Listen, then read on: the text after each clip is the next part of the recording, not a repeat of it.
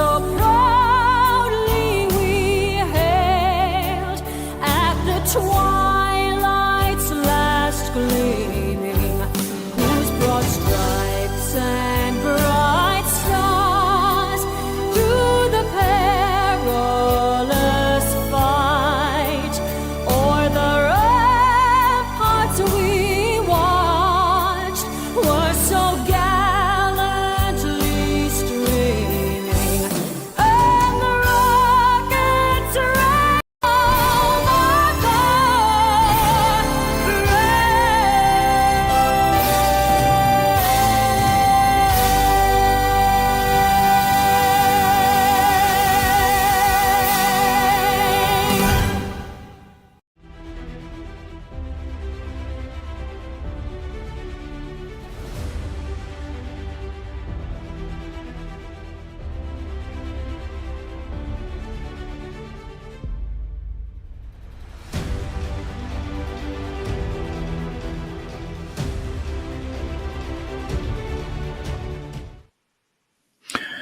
All right, folks, how are you today?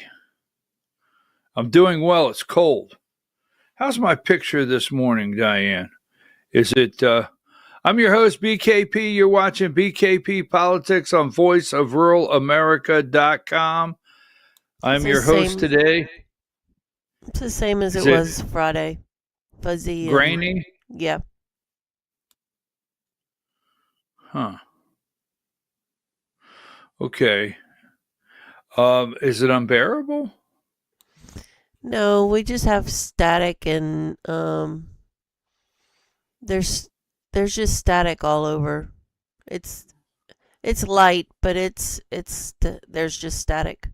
I don't know what's causing the static. I don't know if your camera's going out on you, or we're needing to upgrade the camera or not. I don't know. Well, we don't have we upgrade's not in the budget, so we'll just have to deal with it. I don't know what it is. We'll figure it out.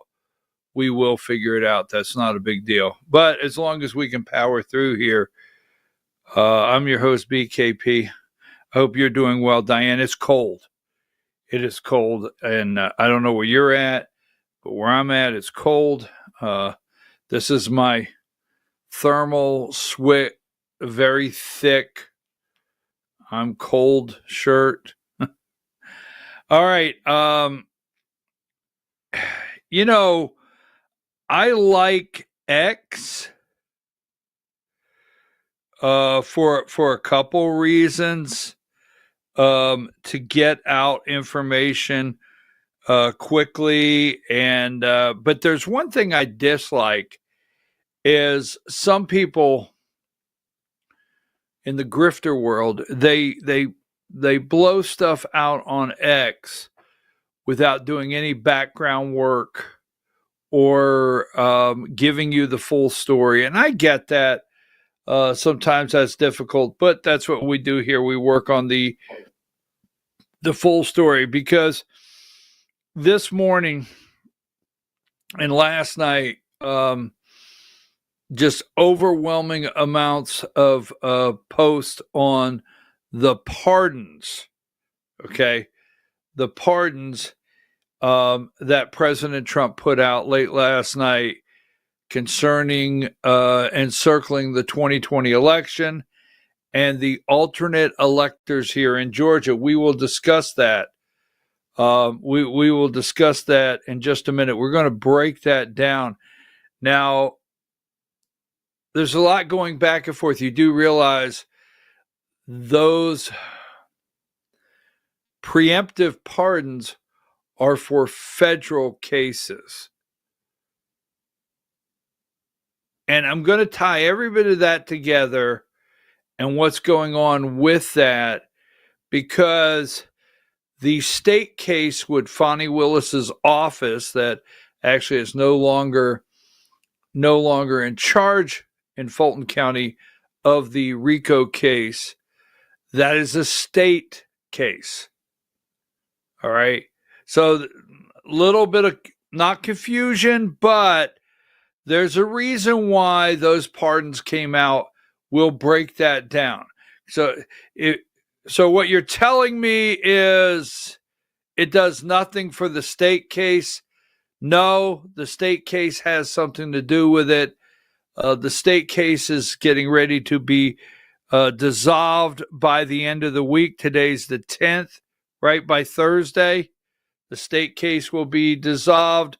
There's some things going on here that we will clue you in entirely of what's happening. Now, besides that, the shutdown. Oh, man, the shutdown.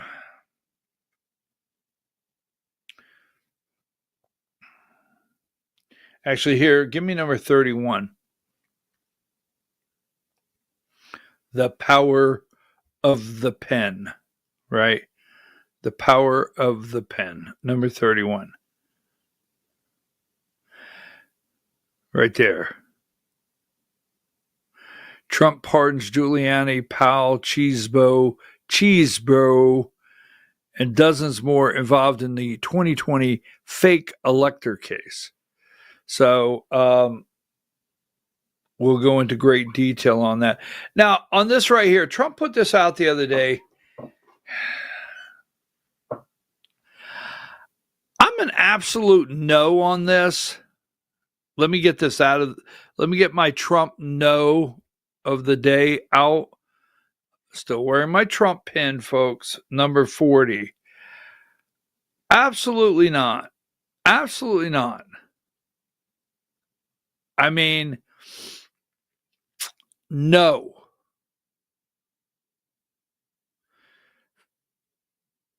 $50-year mortgage? No. I'm an absolute no. No way. No way. Just wanted to get that out there as soon as possible. Now, take that down. Redistricting. We'll talk a little bit about redistricting today because Gavin Newsom was over in Texas talking about redistricting California and what Texas is doing. It's absolutely no. On the redistricting,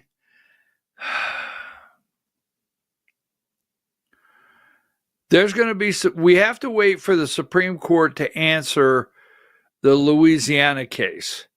And we'll talk a little more about that later in the show. So we have possibly number 80, possibly the shutdown is over. And you know what's interesting is when they say they're trying to figure out who won politically, right? Who won politically in the shutdown? Because we know the fact that your flight was canceled, okay? That's definitely in the Constitution. The Constitution provides you an on-time flight from point A to point B, right? No, it does not. But because your flights are delayed, they're canceled, you're having to take the train, catch a bus, 60-40. Now, this has to go to the House. It has to go back to the House because this 60-40 also allows for an ACA, right? ACA subsidy vote in January. Is it in January or second week of December? So in the second week of December, they can vote on ACA subsidies. So because the 24-page language did change, it's got to go back to the House. So the shutdown is not over and complete, as some may lead you to believe, until it goes back to the House. Now, to go back to the House, Mike Johnson has to call the House in session. So maybe while we're on the program, the show being fluid in itself, Mike Johnson will make a decision to call the House back into session to vote on this, to pass it and open the government. Yes. So for all those weeks, well, first of all, everything about this was a political stunt. Everything. Both sides, Republicans, Democrats, all a political stunt. We did not get an appropriations bill. They did not say, well, we're going to open the government back up and now negotiate the 12 appropriations bills for a budget. We have no budget process. We have no basic budget in place. I do not know how the world purchase our debt, how people purchase bonds, how they do it, not knowing what tomorrow brings in this country. I mean, think about the last time we had 12 appropriations bills, didn't have an omnibus. They come out, they're voted on, and we have a budget. Just doesn't happen. So in the second week of December, they're going to vote on the ACA subsidies. That's what the Democrats say they got out of it. President Trump wants health savings accounts once again. So we shall see. But the House has to come back into session. And then Mike Johnson has to swear in the member of Congress in Arizona, the lady out there, I forget her name, Grahaba. That's not her name. But anyhow, out there in Arizona, the lady that won the election out there for Congress that Mike Johnson has not sworn in. And his comment all the time is, they have done their job. Remember, Mike Johnson said, we've done our job. And we will swear this member of Congress in, because this member of Congress out in Arizona, the lady, would be the final signature on the letter requiring the release of the Epstein file.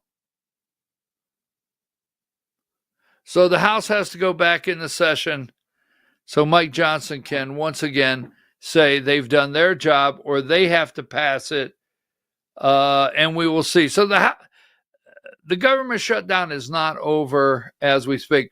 But look at the bright side, 40 days. It'll probably end today. I think it'll end today or tomorrow. What was it? 45 days. Everybody's getting paid. Everybody's going back to work. Nobody got fired. 45 days off. You're getting your back pay. Yes. Go look at it. Everybody gets their back pay. 45 days off. Nobody got fired. Everybody's going back to work. Well, just like that. And in the last 45 days, everybody going back to work. We had to hear on a daily basis hunger, right? Starving children, crisis. In fact, we watched more video of federal workers in line at food banks. Remember that? And the crisis, and give me number 15, Diane, and people going hungry and starvation in this country. This is what we had to listen to. Well, families are going hungry. Wow.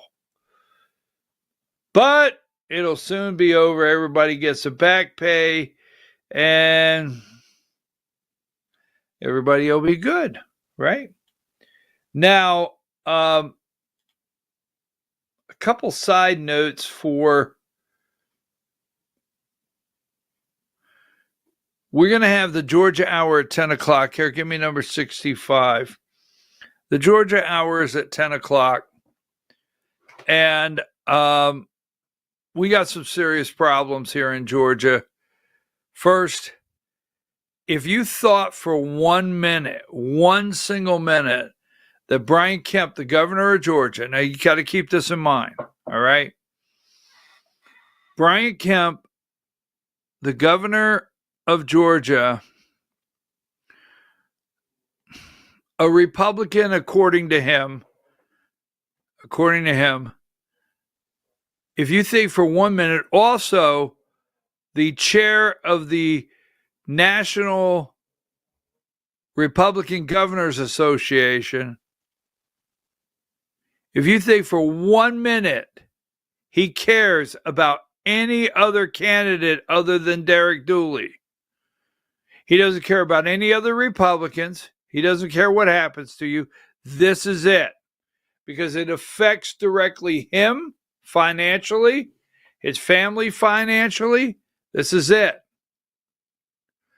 Why would a sitting governor, a Republican governor of Georgia, attack his own party?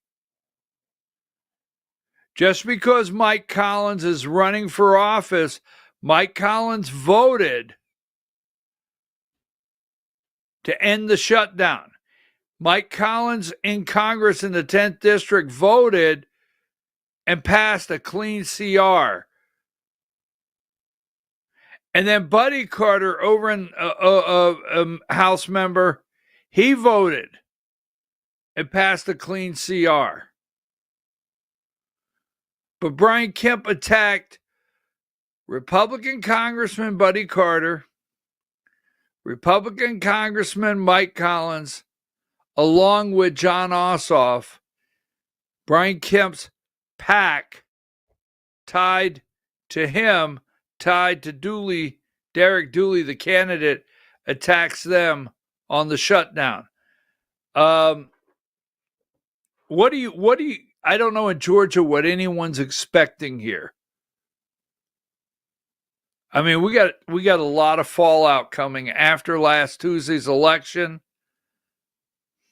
So take that down, but we'll talk about during the Georgia Hour.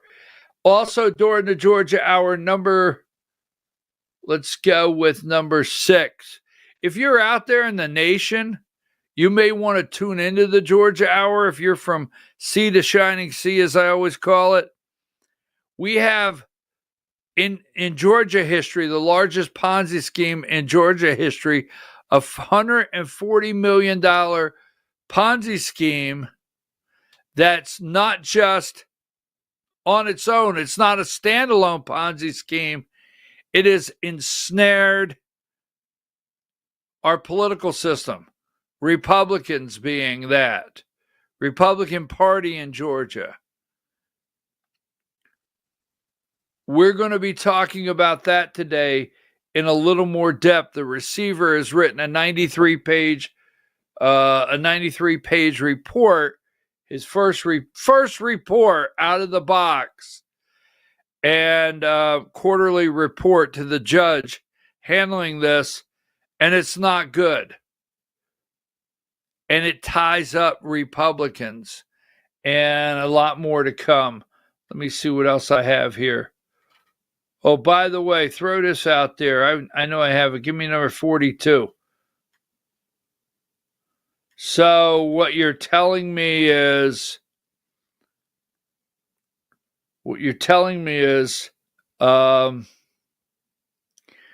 two Major League stars indicted in gambling scheme. They were giving away their pitches.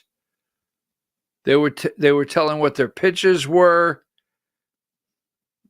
I mean, in baseball, God rest. I have to just say, God rest Pete Rose. And then give me number 99. I mean, this is a transformation. I mean, this is a makeover. I mean, this should be a reality TV show, a makeover. From terrorists to a meeting at the White House in the Oval Office. Syrian president to hold talks with Trump at the White House. Al-Qaeda terrorist. At one time, we had a bounty, we had a reward on him, but all of that's disappeared. He's on the good guy list now. Meeting at the White House, Syrian president. So I'm your host, BKP. You're watching BKP Politics on voiceofruralamerica.com. Send me a quick note. Did you watch this? I did not. Number 5. Did you watch this interview? Because MSNBC is still trying to get people whooped into a frenzy over this interview. Did you watch Tucker and Nick Fuentes' interview? If you did, let me know. I'd like to know. And do they still have the ballots down there? I mean, we will talk about that in the 9 o'clock hour, Fulton County. A lot of you are interested nationwide. We'll also talk about it during the Georgia hour. It's cold in North Georgia. I appreciate you being here this Monday morning. They're teaching AI is being taught already in first grade. Take a break.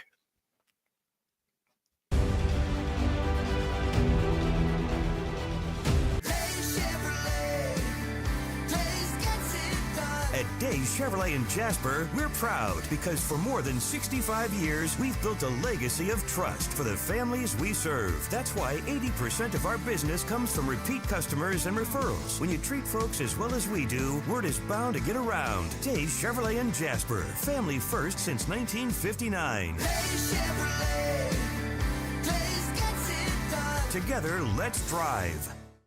Larry's Body Shop in Ellijay. Family owned and operated since 1978. The latest in cutting-edge digital technology and state-of-the-art equipment allow our iCard Gold Class certified technicians to restore your vehicle. Our second-to-none customer service will work directly with your insurance company. Major accident or minor fender bender. We take the dents out of accidents. Larry's Body Shop, North Georgia's #1 body shop. Visit us at collisiondecision.com. Why give your money to liberal media companies? Put your marketing needs in the hands of a conservative marketing professional and start getting results today. FYN Media Group, one of the top digital marketing agencies in Georgia, specializes in website design and hosting, social media promotion and management, and so much more. Visit FYNmediagroup.com or call 706-889-3564 for a free consultation. Welcome to El Rey Azteca Mexican Restaurant. We invite you to indulge your senses with our from-scratch authentic Mexican food. Whether you are hungry for fajitas or the El Rey Azteca burrito, we offer a wide variety of fine Mexican dishes, drinks, and desserts. Our inviting patio, indoor seating, and bar has a seat for everyone. So come to El Rey Azteca for delicious food, great drinks, good friends, and loads of fun in a casual and friendly atmosphere. Ladies, when you wear elegant jewelry, you become a force to be reckoned with. You shine brighter than the stars in the sky, and your inner beauty radiates like the sun. So embrace the magic, embrace the elegance, and let your jewelry be a reflection of your true, authentic self. My friends over at North Georgia Diamond know what a woman wants.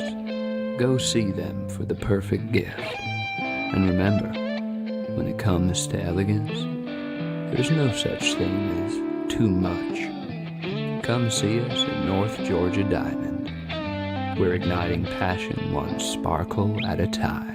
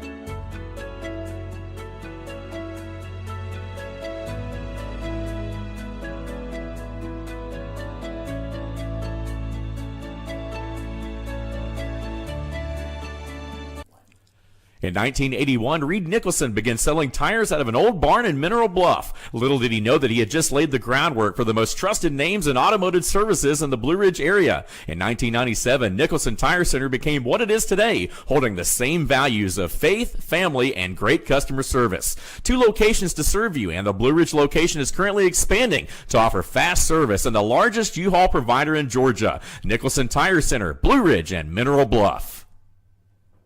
This is a special report. Knowing how to invest your money is harder than ever before. Dealing with stock market volatility, record debt, and terrorist attacks requires new thinking. At U.S. Asset Management, we can help you see the world more clearly so that you can move beyond the chaos and invest with confidence. Call us, visit us online, or drop by our office. U.S. Asset Management, helping you make better decisions with your money. Mesquite Grill, now offering online ordering for your convenience. Check out our new website at mesquitegrillbr.com. That's mesquitegrillbr.com. The great food and service you have come to expect, ready for you when you arrive. Open 7 days a week with a fully stocked bar and friendly service. Bring your furry friends with you and dine on our pet-friendly patio. Also, check out our catering options and let us prepare delicious food for your next event.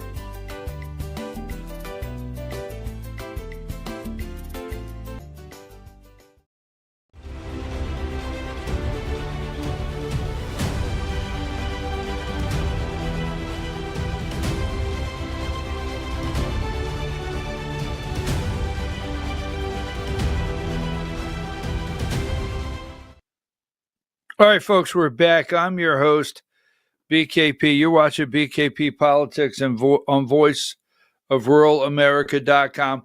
I know what you're hearing all day long about the shutdown being over once the House goes back in session. The shutdown will be over, and we will have everybody, planes will be on time, right? Nothing happened. Nothing happened.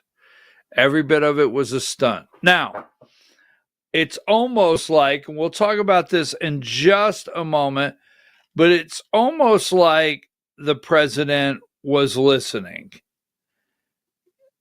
Last week, someone was listening. Give me number 35. And I want to do the Fulton County first for a reason, because this is going around everywhere. Give me number 35. There you go. This is who is getting the healthcare dollars. Now, I said this over and over. Subsidies of the ACA. All right. Republicans have said for how long, how many days now, they're not going to pay for illegals' health care. Okay, no problem.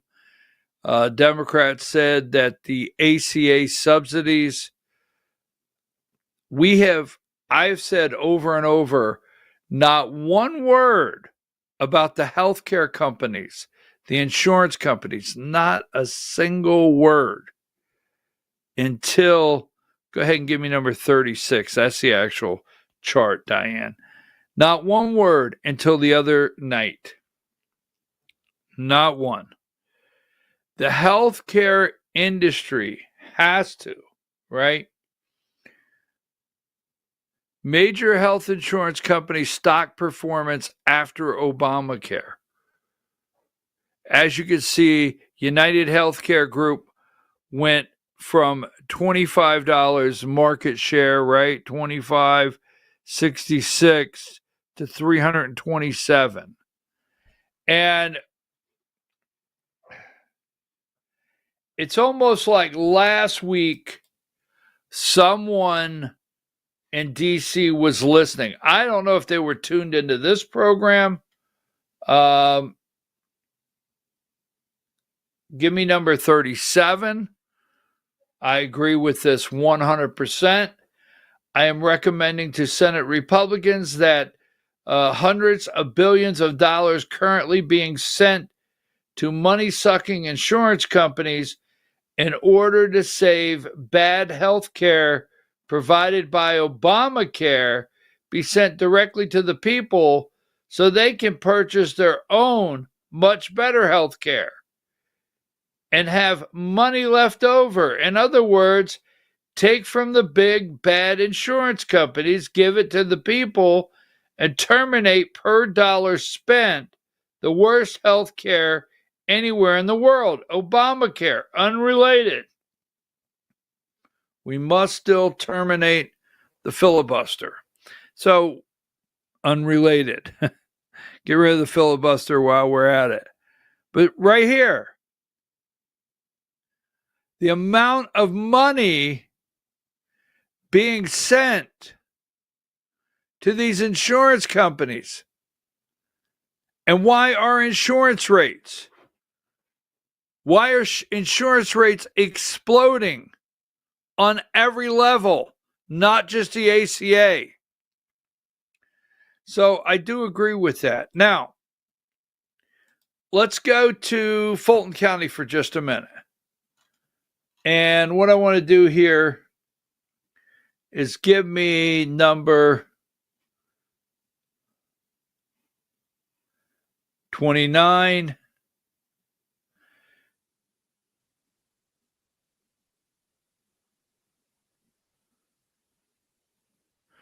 So Trump pardons Rudy Giuliani and other GOP operatives for trying to overturn the 2020 election.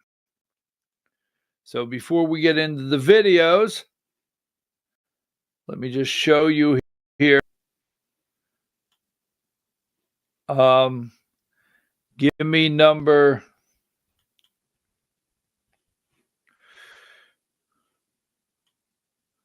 I want the pardon video up here, or the pictures.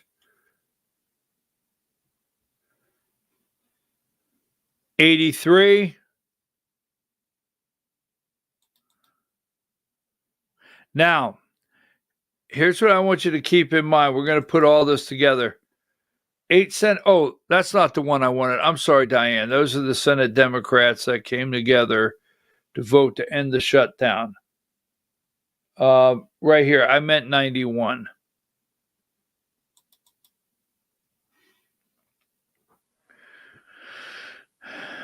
$77 people, including these people here. Now, a lot is getting ready to happen. So, will Dems take back the House in 2026? And if Democrats take back the House in 2026, they're not Republicans. They don't sit on their hands. They don't. I mean, if I had $1 for every day Comer came out from the Oversight Committee and he was sending a subpoena for this, and we were sending a subpoena for that, and every day something was happening, but it didn't happen, and I'm at 295 days of the Trump administration, and I don't have anyone in jail, not even a lower level operative criminal from the Democrats in jail. I mean, not only am I 295 days into Trump's second administration, I'm 4 years of Trump's administration, 4 years of whatever happened during the Biden years, if we'll call it that, and back into the Trump administration. And Hillary, the woolly mammoth Hillary Clinton, still roams the countryside. Well, you know, she was never going to go to jail. Okay?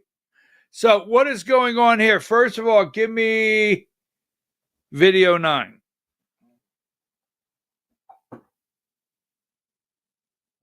Democrats are definitely going to take back control of the House of Representatives, and we're going to stay focused on the issues that matter. I think that the results on Tuesday, which were so decisive in the states that you mentioned, but also in Georgia, in Mississippi, in Pennsylvania, across the country, up and down the ballot, including in races that didn't get the same level of attention, shows that there's a real path, of course, to taking back control of the House of Representatives, where we're only 3 seats short right now.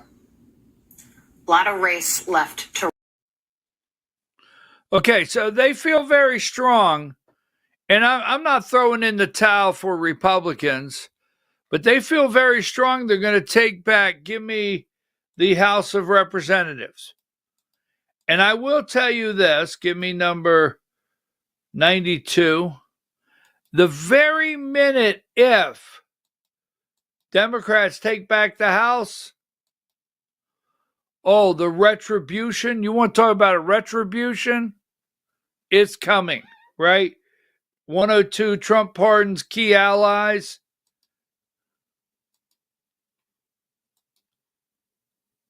And I thought I had another one here, but we're good. Thought I had another one here with multiple pictures or a full list. But we've got, and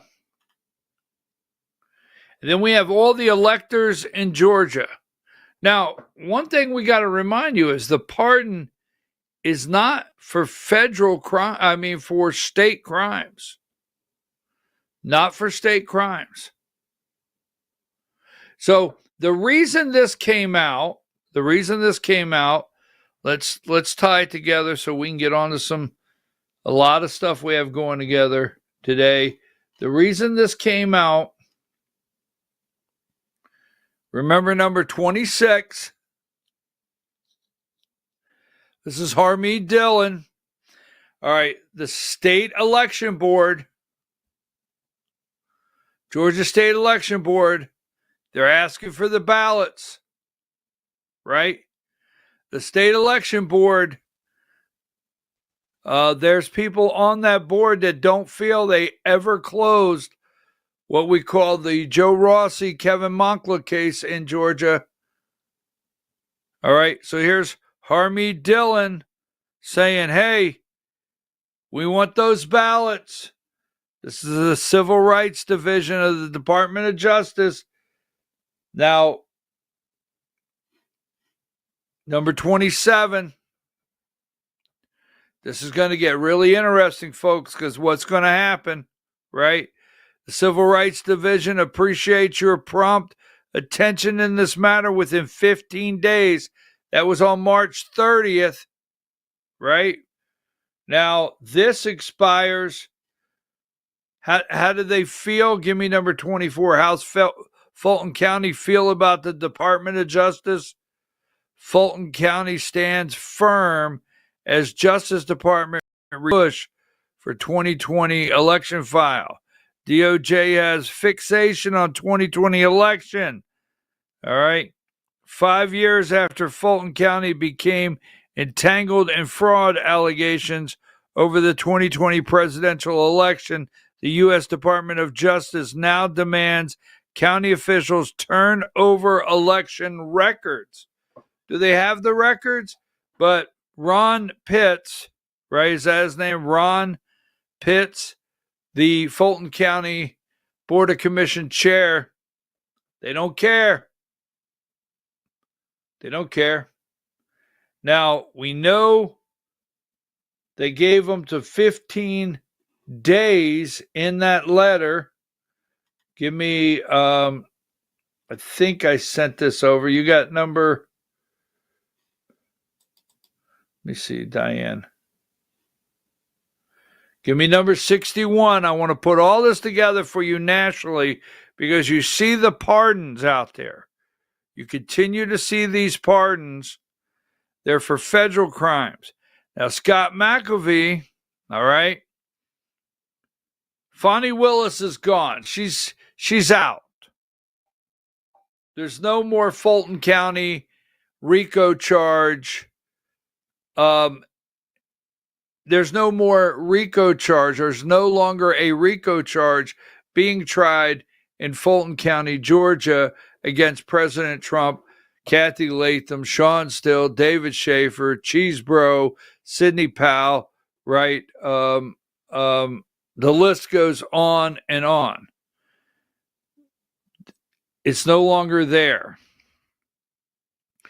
Judge Scott McAfee set a new deadline for November 14th, 2025 for the prosecuting attorney general of Georgia to appoint a new prosecutor for the Trump election interference case. This deadline was extended for an initial 14-day period as the council requested more time to find a prosecutor who is not encumbered by a significant appearance of impropriety.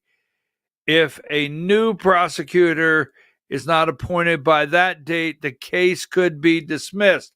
So, right, Harmeet Dillon sends a letter, DOJ, Civil Rights Department, to Fulton County, demanding action, wanting the ballots, gives them 15 days. When is the 15th day? November 14th. October 30th, November 14th.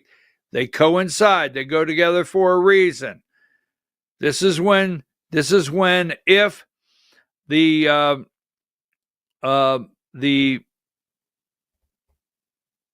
prosecution committee, attorney's council, that's the day they have to submit a new DA in Georgia to handle the RICO case, or Scott McAfee is going to dismiss it. The Superior Court of Fulton County, get it off his calendar. It's dismissed. So the federal pardons come out, couple reasons.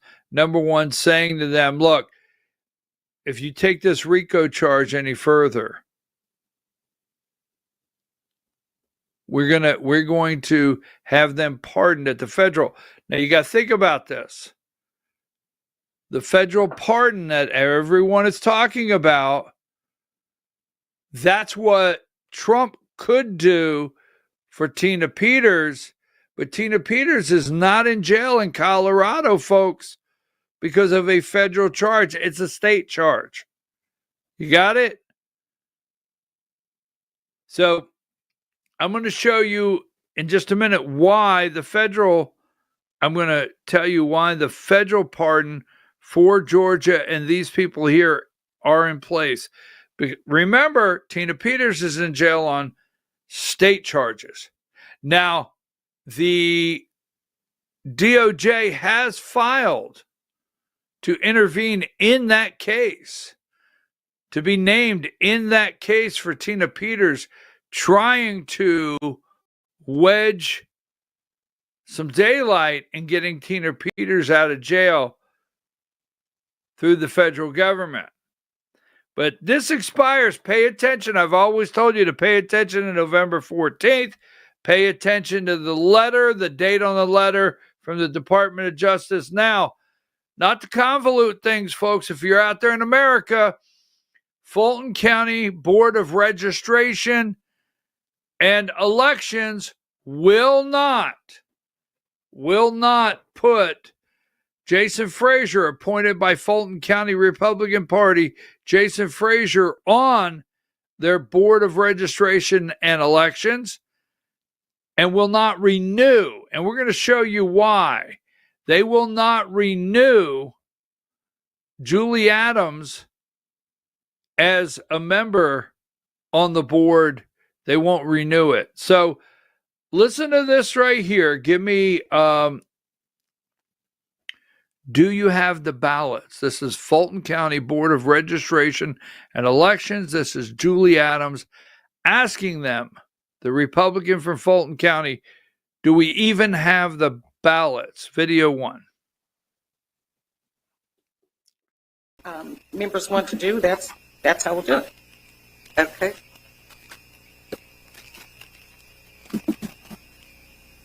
This is our pre-certification meeting, but do we have any executive session? May I comment on that? I know that we have talking about the DOJ letter in executive session, but I don't believe that it really falls under legal. It's a letter that's been made public. It does fall under legal when there's a subpoena. It always does. And we've had this discussion before of whether or not a subpoena falls under executive session. And our attorneys have on more than one occasion said yes. Okay. But I do have a follow-up question. Do we have the 2020 ballots? Ms. Williams? That is a matter that's currently, Ms. Williams, do not answer. That is a matter that is currently, I believe, in litigation as well. And Ms. Adams, you well know that as well. It is not in litigation. If we are not asking if we have the ballots from 2020. I'm a board member. Am allowed to ask a question about documents from 2020. Do we have I believe that is do the we have the case. ballots? As you've been told several times, the ballots are in the possession of the clerk of Superior Court. So she has physical. They are physically in the clerk of Superior Court warehouse and secured in that location. Okay. They've been there for 5 years. The ballots and the records. Correct. From that They election. For the past 5 years, they have been in the clerk of Superior Court possession. Okay. I had been told actually earlier that they were in our warehouse. Nobody told you that, and they are in the clerk. Well, wait a minute. Let's not debate that. You asked the question. She did give the answer. And I think the public does know that this matter is before, I believe, in Fulton County Superior Court. This matter is sitting there right now. And I believe there will be a ruling soon. I mean, I'm presuming since it's been there. Right. Well, I do want to go on the record that I think with this letter from the DOJ that we should comply. And just want to go on the record that I am not fighting it at all. I think that with all the questions, we need to comply. We need to get all of the questions stopped. If everything's right, they'll just say everything's right, and it'll be great. But I just want to be on the record that I'm not obstructing anything from the SEB or the Department of Justice. All right. Thank you. Thank you. Okay, that is Julie Adams. She is currently on the Fulton County Board of Registration and Elections. As you've heard the chair of the board say, there is a current case that a decision should be made soon. Right there it is, November 14th, 2025. Not this case, but the 2020 case, the RICO charge. See, they're not going to move forward. The DOJ's not moving forward. I keep telling everybody that. No one's moving forward till after November 14th. And no one's moving forward until Scott McAfee dismisses this case. Now, the good news is, once this case is dismissed, the DOJ can come into Fulton County, right, as hard as they want. Nothing's in the way. Nothing could stop them. They could come in. Now, Julie Adams, as you well know, asked the question, where are the ballots at? One member said, you've been told over and over. They're in the clerk of Superior Court's possession in a warehouse. Well, no, I was told we had possession over them. Where are these ballots at? Do they have these ballots? Can they produce these ballots? So keep in mind the 2020 election alternate electors, as they call it. That pardon is a federal pardon. It's a federal pardon. And no matter if Republicans lose, no matter how many times they subpoena any of them to D.C., they've already been pardoned federally. Preemptive. I actually think the federal pardons in place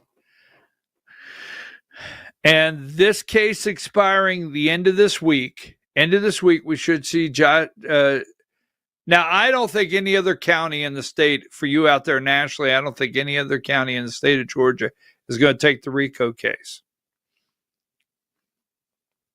End of the week, maybe a very, very big Friday here. Watch and see what happens next.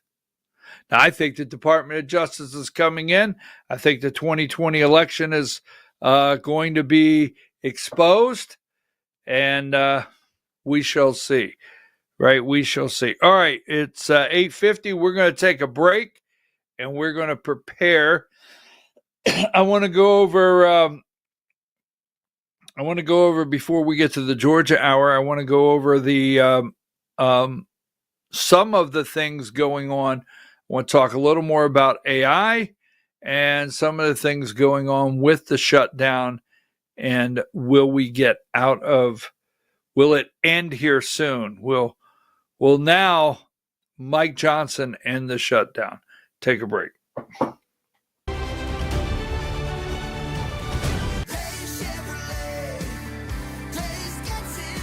At Days Chevrolet in Jasper, we're proud because for more than 65 years, we've built a legacy of trust for the families we serve. That's why 80% of our business comes from repeat customers and referrals. When you treat folks as well as we do, word is bound to get around. Days Chevrolet in Jasper, family first since 1959. Together, let's drive.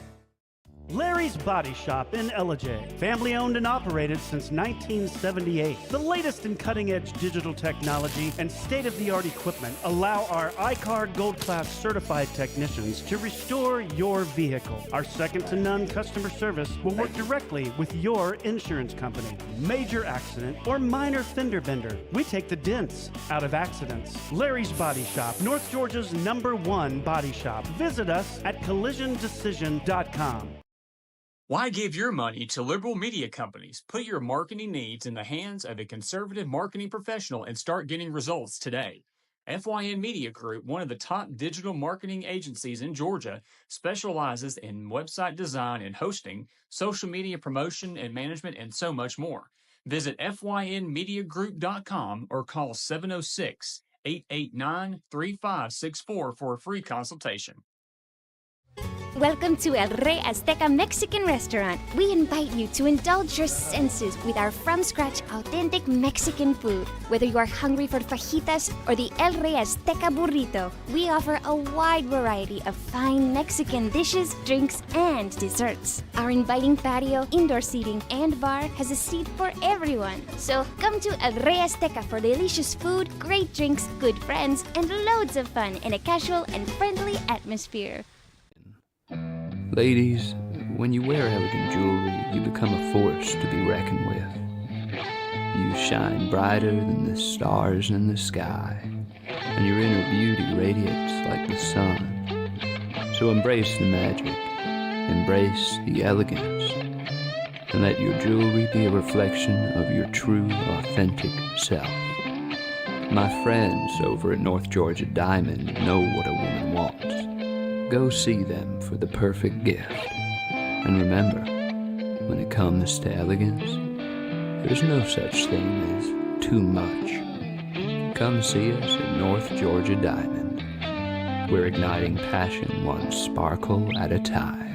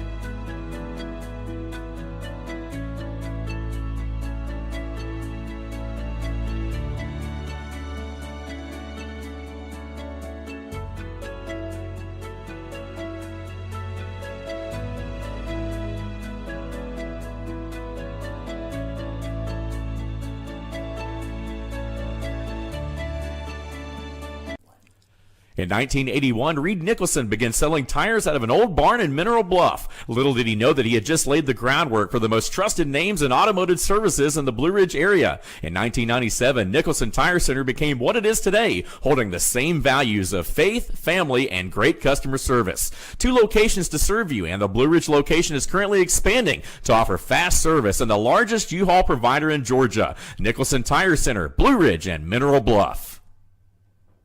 This is a special report. Knowing how to invest your money is harder than ever before. Dealing with stock market volatility, record debt, and terrorist attacks requires new thinking. At U.S. Asset Management, we can help you see the world more clearly so that you can move beyond the chaos and invest with confidence. Call us, visit us online, or drop by our office. U.S. Asset Management, helping you make better decisions with your money. Mesquite Grill, now offering online ordering for your convenience. Check out our new website at mesquitegrillbr.com. That's mesquitegrillbr.com. The great food and service you have come to expect, ready for you when you arrive. Open 7 days a week with a fully stocked bar and friendly service. Bring your furry friends with you and dine on our pet-friendly patio. Also, check out our catering options and let us prepare delicious food for your next event.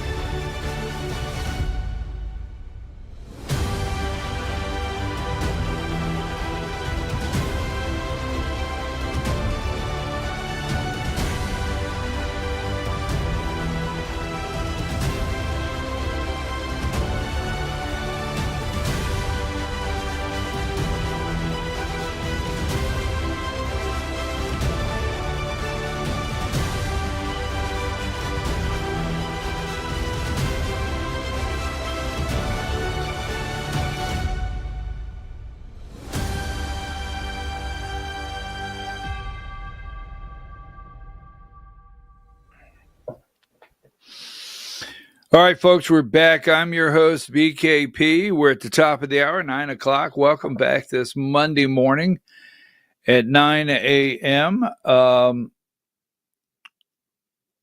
your host, BKP. You're watching BKP Politics on voiceofruralamerica.com.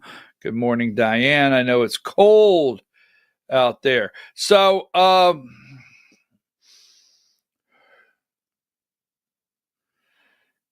we have a lot to cover in the Georgia Hour. You know, when you're in a state where the Republican leadership, in my opinion, is so corrupt, that's in my opinion. Now, when you say, can you prove that? Well, you know, proving it would be in a court of law, and I can't get it in there because the attorney general that we have in Georgia running for governor, in my opinion, I think he's corrupt. That's just my opinion that I'm allowed to have. I think that. So it makes it tough. I mean, I was actually looking at, well, I can't tell you. Maybe at a different time. I can't tell you right now. So, did you have a good week? I had a great weekend. I really did. I like college football. You know, there's a difference. Just let me get this out. All right. Indiana, what a catch. What a catch. Now, when it comes to college football, the NIH, is that what it is? And where they have these multi-million-dollar deals now?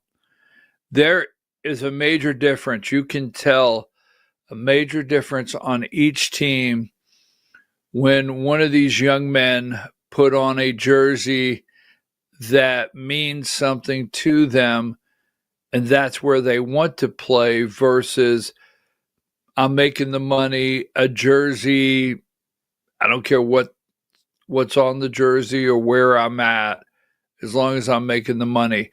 That is so evident in just Georgia.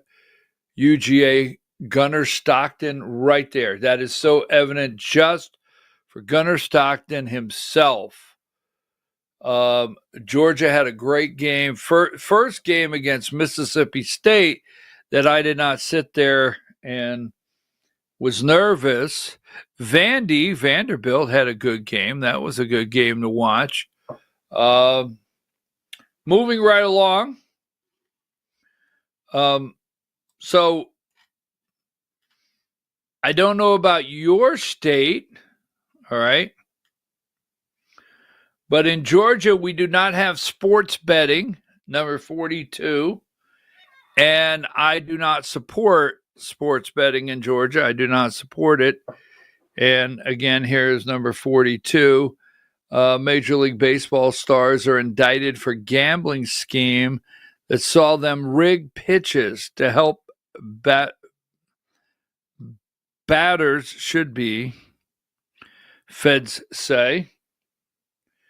Anyhow, rigged pitches. God rest Pete Rose's soul. Now, I asked you this question earlier. I got one on here. How many people watched number 5, Nick Fuentes and Tucker Carlson's interview? And I got a couple of you sent me messages. You've watched it. Some of you have different opinions. But right now, when it comes to MAGA, America First MAGA, where do we stand in 2026? Are we going to be able to get the vote out? Are we going to support the candidates that are out there in front of us called Republicans, right? Are we?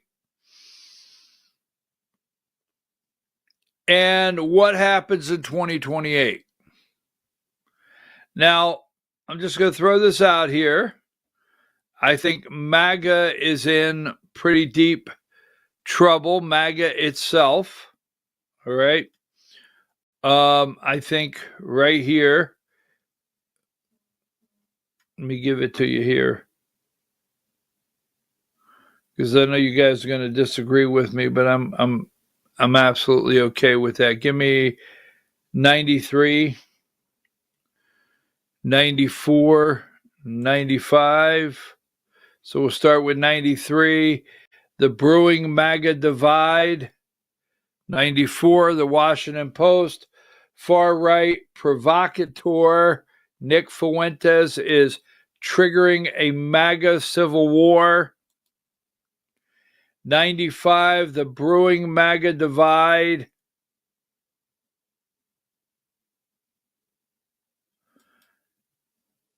And 97, some Trumpists object to MAGA's white power element.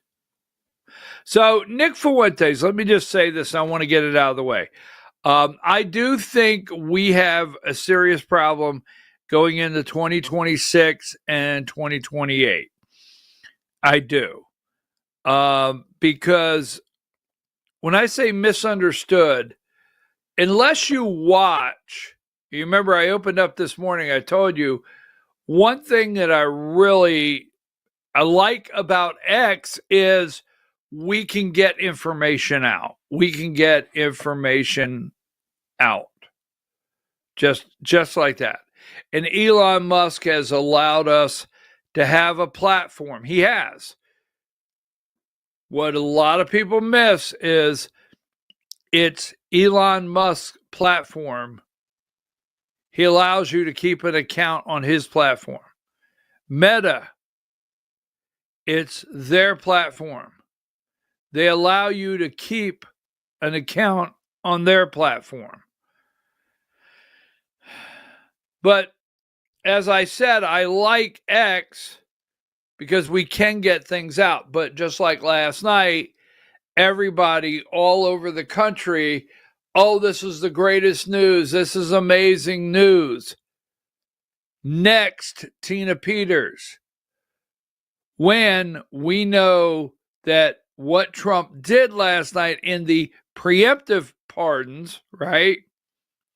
Because when Biden left, Biden put a lot of preemptive pardons in place with the auto pen. But these are preemptive federal charge pardons.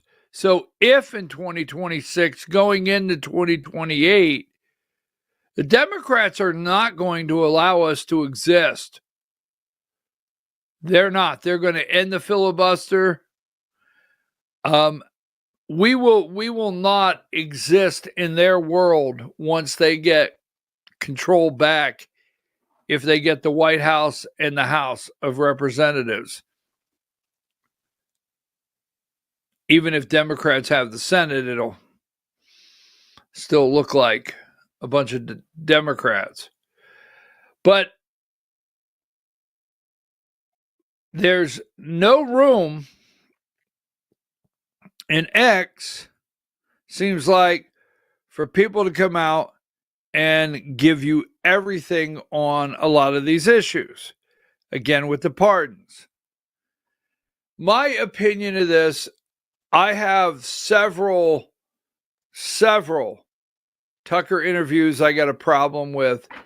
Nick Fuentes, just so you know, I've watched the guy because I didn't want to make judgment and I don't want to attack, and I'm not going to go after someone if I can't make a fair assessment. And there are some things that Nick Fuentes says that I just do not like. I don't like, but he's a young man in this world, right? He's a young man in this world. This is a different America. Believe it or not, it's a different America that he's grown up in, and he is in as a young man with many of young people in this country than I grew up. So that's one. A lot of his comments and his content is very good. A lot of it's very good and truthful. A lot of his comments is very truthful and on target. But I will tell you this, all right? I will tell you this. His target, a lot of his comments are on target, and I think he's correct. But here's where our problem is we, through podcasts, we brought in, the first time ever, we brought in the podcast world, right? We brought in Dave Portnoy of Barstool Sports, right? Whether you believe this or not, it did happen. So we brought him in. We had Kid Rock. We've got people like Kid Rock in there. We brought in podcasters like Joe Rogan, Theo Vaughn. Brought them in. Other podcasters. Not right down the political lane, but we brought them in. We made them part of the group. Now, we all remember Megyn Kelly. There was a time MAGA didn't like Megyn Kelly. I find there's dark money. The dark grifting money is absolutely unreal. Unreal. It was a time people didn't like Megyn Kelly. Remember when she was on Fox News? Right? Trump didn't like her then. But Megyn Kelly. You got Tucker Carlson. You got Tim Pool. I never heard of the guy until the MAGA world, right? You got Benny Johnson. Seems like a nice guy, but obviously he carries the water. You got Jack Posobiec. All right, Jack Posobiec is bought and paid for, folks. Bought and paid for, right? You've got Steve Bannon. Steve Bannon, he is the White House look over here guy. I mean, I'm firm in the fact that Steve Bannon gets a direction, whoop everybody into a frenzy over here, third term, whatever you got to do, look over here guy. All right. I asked this question the other day. I didn't get in as much trouble, but I want to ask you a question. And don't throw bricks at the camera. Did Steve Bannon go to prison? Did he? Just saying. Anyhow, but we have Bannon, we have Poole, right? We've got Tucker, we've got Candace Owen. Everybody pushing against each other. Will we come through victorious in 2026 as the Republican Party? You got Turning Point Action. You got Erica Kirk. Just saying.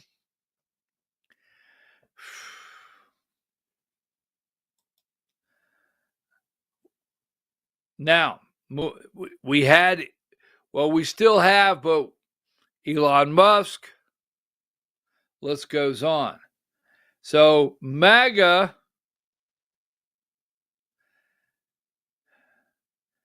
there's been a clear divide, and MTJ. So before because I don't want to lose my track here, AI. I just want to say this. Remember this, so I could put this away for at least today. Number 14.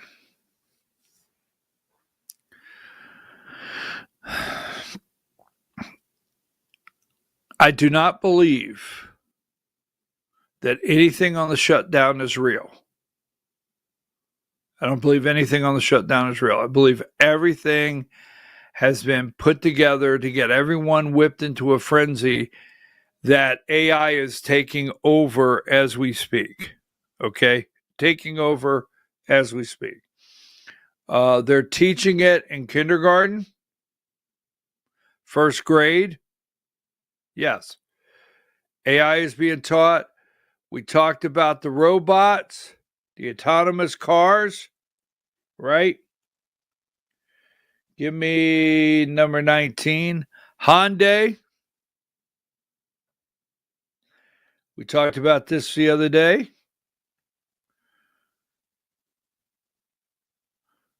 Hyundai bets on NVIDIA to reboot its autonomous driving ambitions. We got a Waymo out there, or Waymore, or whatever it is, or Wayo, whatever. I don't know what it is. It's a driverless from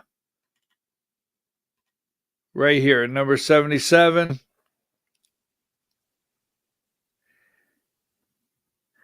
And you've got, that is the driverless taxi. And then you have number 76. And then you have the $1 trillion man, number 72. And you wonder why he went into the government for 100 days. Do you wonder why he went? This guy's come out and he has $1 trillion pay package as long as he can get the company up in so many years to a market cap of 8.5 trillion. Elon went into the government. So give me right here, number 76, the robot. I want to play this for you.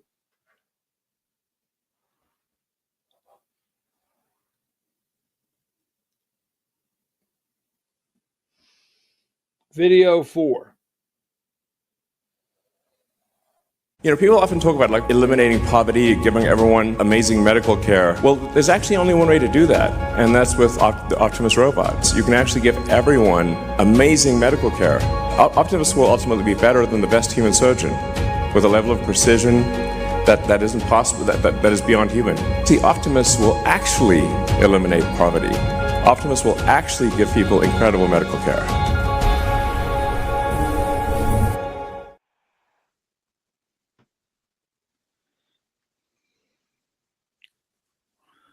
Did he actually say it will eliminate poverty? Did he say it will give excellent medical care? It seems like right now we are debating 78 medical care. Well, just like that, is it ironic that we're debating medical care in this country? Number 35, insurance companies.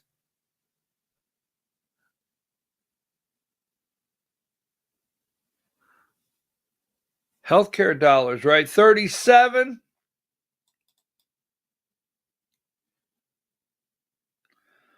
I am recommending the Senate Republicans that hundreds of billions of dollars currently be sent to money-sucking insurance companies. That Senate that hundreds of billions of dollars that currently being sent to money-sucking insurance companies in order to save bad health care provided by be sent directly to the people. Give me number 38. Pay the people, not the insurance companies. 39.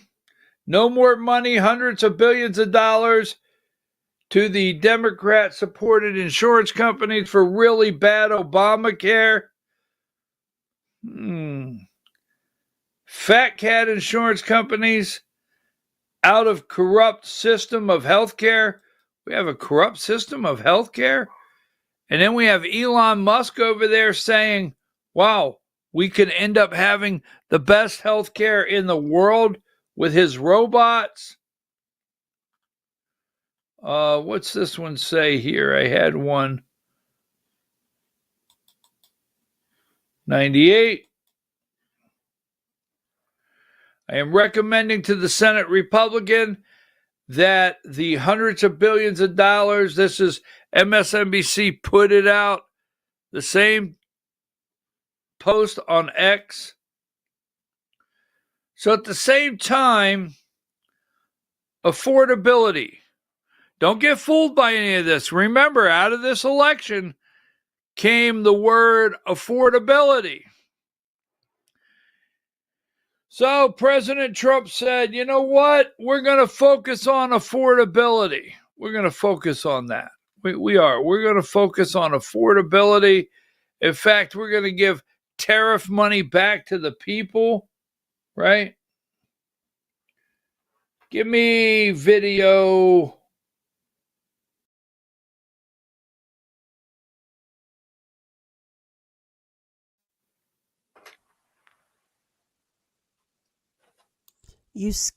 Your video skipped and audio skipped, so I didn't hear the video number. Video 2. You know, some of these numbers are pretty staggering, showing Americans are carrying more debt than ever before. A new report from the New York Fed says total household debt reached a record $18.6 trillion from July through September. And here's how that all breaks down. The biggest chunk of debt, $13 trillion, comes from mortgages, which is not surprising given how expensive it is to buy a home. Auto loans and student loans are next at about $1.7 trillion. Then you got credit card debt at $1.2 trillion. All of those are record highs. And when you look at credit cards, part of what's going on is that more people are using cards instead of cash to make purchases. Overall, consumer spending is up. That's good for the economy. What's not so good is that people are paying higher prices and higher interest rates, and lower income households and younger Americans under the age of 39 are simply falling behind on their payments. The typical borrower carries a balance of about $6,500 on their card. Today's average interest rate of 20%, if you only make minimum payments, you'll end up owing more than $10,000 in interest on that debt over 25 years. So you can see how quickly this snowballs, guys. Absolutely. That is pretty shocking numbers there, Andrew. Thank you. 1.7 trillion in debt on what we got, student loans, right? 1.7 trillion in debt and car loans, right? 1.2 trillion, right, in debt, credit card, Car loans, $1.7 trillion in debt. Meaning, who funded these cars? Who funded this debt? Who put the $1.7 trillion? I mean, when you go and buy a vehicle and you sign the paperwork, the dealer funds the manufacturer. I mean, it gets funded. You're funding a debt. All right? You're funding a debt. And it's not real money. It's not real money. Okay? It is not real money. Now, if you go, I used to do this. I used to do this, and I won't go into great detail. But if you go to the bank right now, you get a $100,000 credit line, right? And you get a $100,000 credit line. And you say to the bank will say, all right, once it's done, hey, give us till the end of the day and we'll fund the line, and you can start drawing on it. There's never anything there, folks. There's never any tangible dollars that trade hands. You sign all the paperwork, 10 o'clock this morning. They say, okay, give us till about 2 o'clock. We'll have it funded for you. You can start drawing on it as early as tomorrow. Now, I'll tell you what, 2 o'clock, I'll come back. Just give me $100,000. I'll take it in 20s and 50s. You can't do that. Why? Because actually, this is not real. I'm going to get the arguments. But really, this is not real. We're going to digitally create $100,000 out of thin air. They do. We're going to fund it through the Federal Reserve. I mean, don't even get me started. So, who is funding these loans to $1.7 trillion?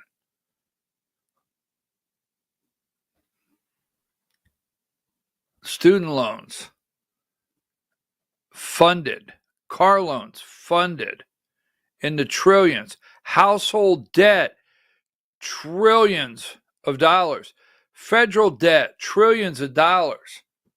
So that being said,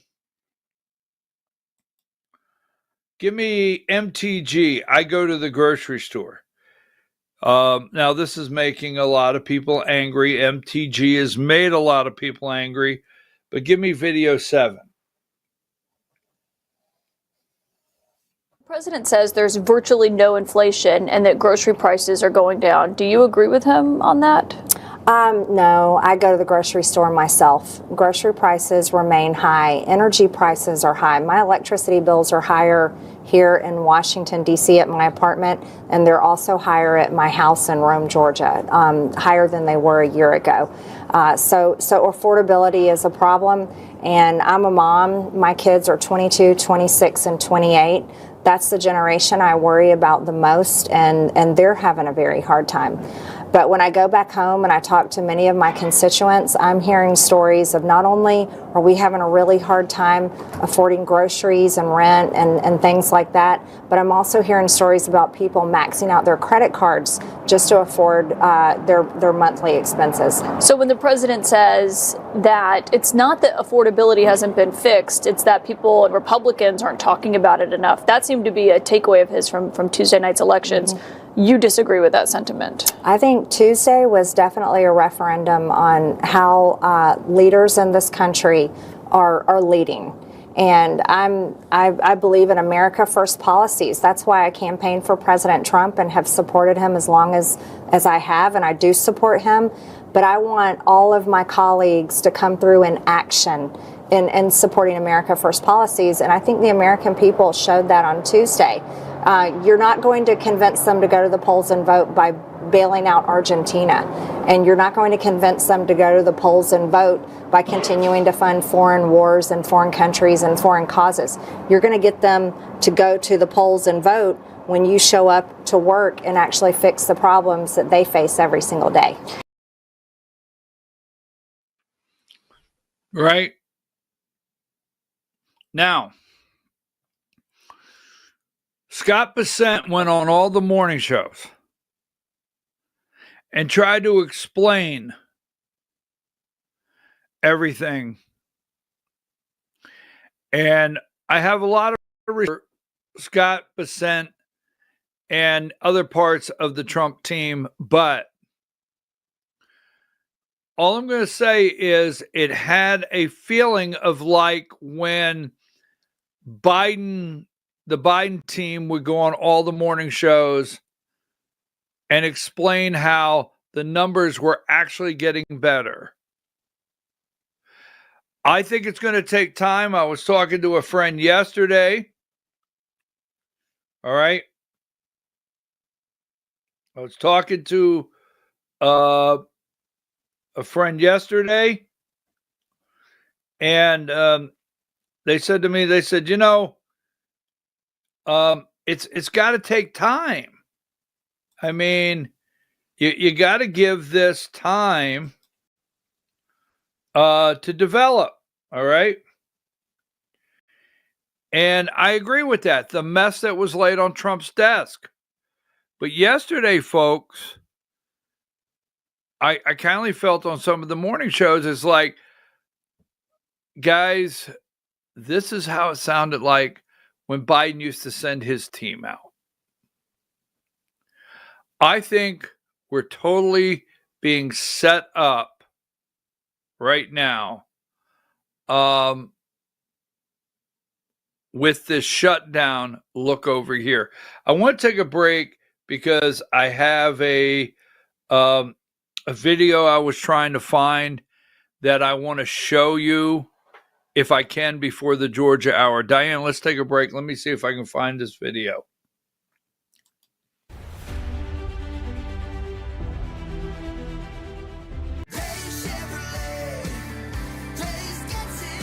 At Days Chevrolet in Jasper, we're proud because for more than 65 years, we've built a legacy of trust for the families we serve. That's why 80% of our business comes from repeat customers and referrals. When you treat folks as well as we do, word is bound to get around. Days Chevrolet in Jasper, family first since 1959. Days Chevrolet, Days gets it done. Together, let's drive.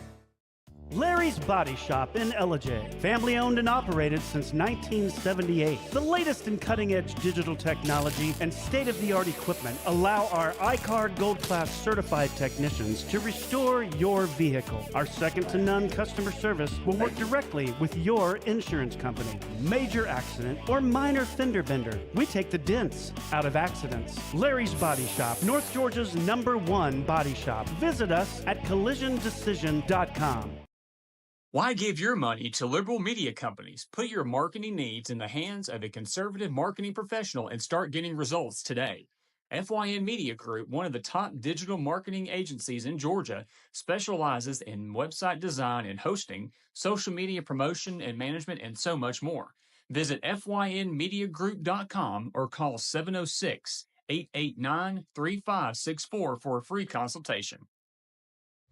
Welcome to El Rey Azteca Mexican Restaurant. We invite you to indulge your senses with our from-scratch authentic Mexican food. Whether you are hungry for fajitas or the El Rey Azteca burrito, we offer a wide variety of fine Mexican dishes, drinks, and desserts. Our inviting patio, indoor seating, and bar has a seat for everyone. So come to El Rey Azteca for delicious food, great drinks, good friends, and loads of fun in a casual and friendly atmosphere. Ladies, when you wear elegant jewelry, you become a force to be reckoned with. You shine brighter than the stars in the sky, and your inner beauty radiates like the sun. So embrace the magic, embrace the elegance, and let your jewelry be a reflection of your true, authentic self. My friends over at North Georgia Diamond know what a woman wants.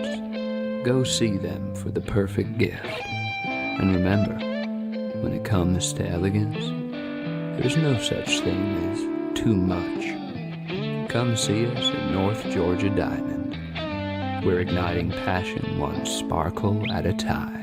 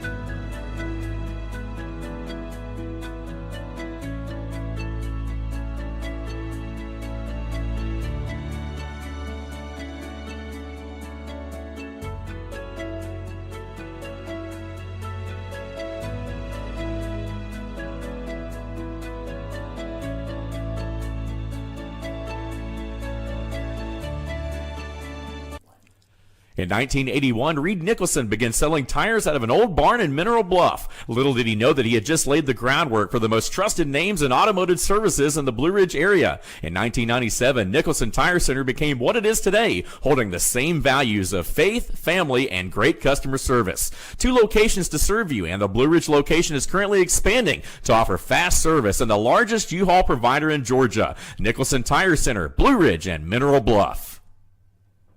This is a special report. Knowing how to invest your money is harder than ever before. Dealing with stock market volatility, record debt, and terrorist attacks requires new thinking. At U.S. Asset Management, we can help you see the world more clearly so that you can move beyond the chaos and invest with confidence. Call us, visit us online, or drop by our office. U.S. Asset Management, helping you make better decisions with your money. Mesquite Grill, now offering online ordering for your convenience. Check out our new website at mesquitegrillbr.com. That's mesquitegrillbr.com. The great food and service you have come to expect, ready for you when you arrive. Open 7 days a week with a fully stocked bar and friendly service.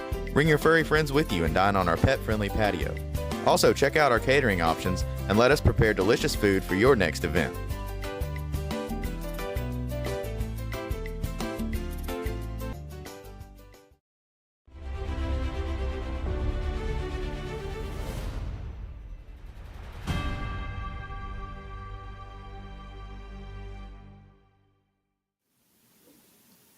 Okay, folks, we're back. I'm your host, BKP. You're watching BKP Politics on voiceofruralamerica.com.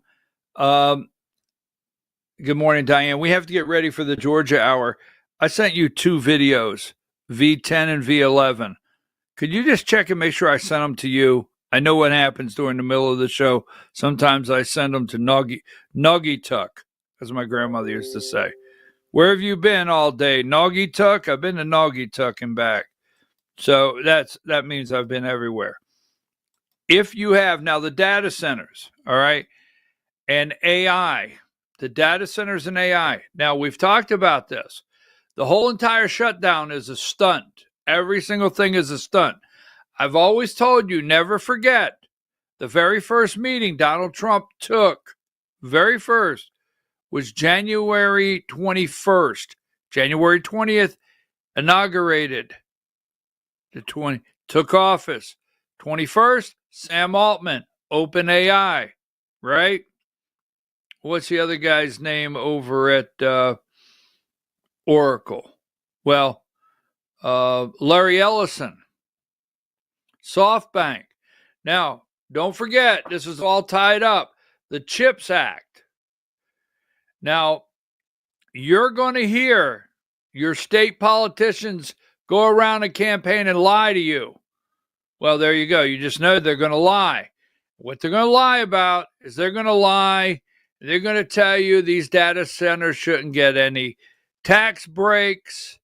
And the second thing they're going to do, they're going to stand up and tell you how great, keep in mind, how great this is going to be for rural America, how many jobs it's going to bring to your area, and how much tax revenue your greedy little local politicians can get their paws on. Yes, watch and see. We're totally being set up, America. The debt, Americans' debt crisis, healthcare crisis, people going hungry, starving, fake shutdown, no clear solution. What they're coming up with that they come out of the shutdown, no solution. Give me video 10. Well, Meta is saying that its AI-optimized data center will restore twice as much water as it consumes to El Paso water supply. That's what the company said when it officially announced that today it is building a data center. Well, we have known about the facility for a while, and in 2023, the company purchased more than 1,000 acres of land along Stan Roberts Sr. Avenue near US 54 in 2023. And ABC 7's Paul Schultz joins us live with more. Paul, and what can you tell us, my friend? Paul, Meta tells us that they plan to use a closed-loop, liquid-cooled system at that facility, which will be built behind me. They also say they have a goal to be water positive by the year 2030. We're going to restore more water than we actually consume in our operations. And in fact, in El Paso, we're going to restore 200% of the water that we use in our operations to the local watersheds. Bradley Davis, Meta's data center director of community and economic development, says Meta is still trying to figure out how they'll be able to put the water back into local reserves. So we'll be looking with local organizations to ultimately identify projects that will do that. These renderings from Meta's website show what the project will look like. Meta says the facility will bring 1,800 construction jobs and create around 100 permanent jobs once it's built. That's a massive economic opportunity for the area. These people are going to local restaurants, shopping at local retailers, etc. The company also says this facility will run on 100% renewable energy. El Paso Electric President Kelly Tomlin says the utility has been working with Meta for 3 years. I hope everyone takes confidence in this, that we've really thought this out. We are really serious and clear that our job is to protect and to serve our existing customers and make sure that they're not impacted in any way by this facility and this growth. And Davis says Meta expects the center to be built and fully operational by sometime in 2028. Reporting live in Northeast El Paso, Paul Schultz, ABC 7. Thank you so much for that report, Paul. Here's all I want to tell you. This will not be operational till 2028, right? It's 2026 coming up. Politicians will create political lies to campaign on that are apparently going to make your life better, but it's all lies hidden behind the scenes. These companies, Meta and all of them, hire a person to do what's called community outreach and economic development. So like that little guy there, little Weasley guy, they go around the country. They stand up in front of your town hall meetings. You go out and say, well, at least they sent a representative. All these town halls, they have representatives come in. They're paid for. They're set up to come in and lie to you. Water, no problem. Electricity, no problem. But they're going to eat in your restaurant. So if you have a small little restaurant in town, as they're building this, there's going to be hundreds of people. They're going to eat in your restaurant. Like the sound of that. They're going to bring all kinds of tax revenue. Then they're going to have 100 jobs. Okay, $1 billion operation with 100 jobs. Why do we need this AI, so much of it, to keep up with China, to keep up with Europe? I get it. That's what they're going to tell you. But really, it's the total control. It's the digital wallet. It's the digital monetary system. It's the robots. It is the digital autonomous vehicles, the trucks, the automation in factories and stores. And I've said this to you before over and over. You need to be talking about these things to these people that are coming up and asking for your vote. Exactly. Where are the jobs for us? You remember, don't forget, is it the longshoremen or whatever they're called at the dock? One of the biggest problems they had was they were on strike because they did not want automation, and they know it's coming. Every one of those cargo ships could be unloaded with just a handful of people through automation, and they know it. And all of those yards, the storage yards, those guys or gals that are driving that single cab little hookup, moving all these things in certain areas, they're not necessary. It's coming. So they continue to lie to you. And don't forget, they've been working with utilities for years. Don't let them lie to you. If they have a data center in place for 2028, they've been working with your utility companies for years already. Bottom line. And all they got to do is come into your community and tell your local dirty, grubby, pawed local officials how much tax revenue, and then what they do is they lie to you and say, this could possibly reduce your property tax. Oh, yeah. Now, PO 11.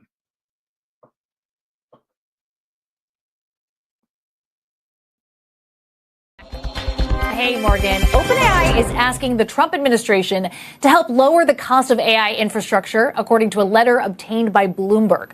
The startup wants the White House to expand a key CHIPS Act tax credit to cover AI data centers and related components like transformers. Now, this comes just one day after OpenAI faced blowback over a comment made by its CFO implying that it would look for a government backstop for its $1.4 trillion in compute deals. They have since been walking that back.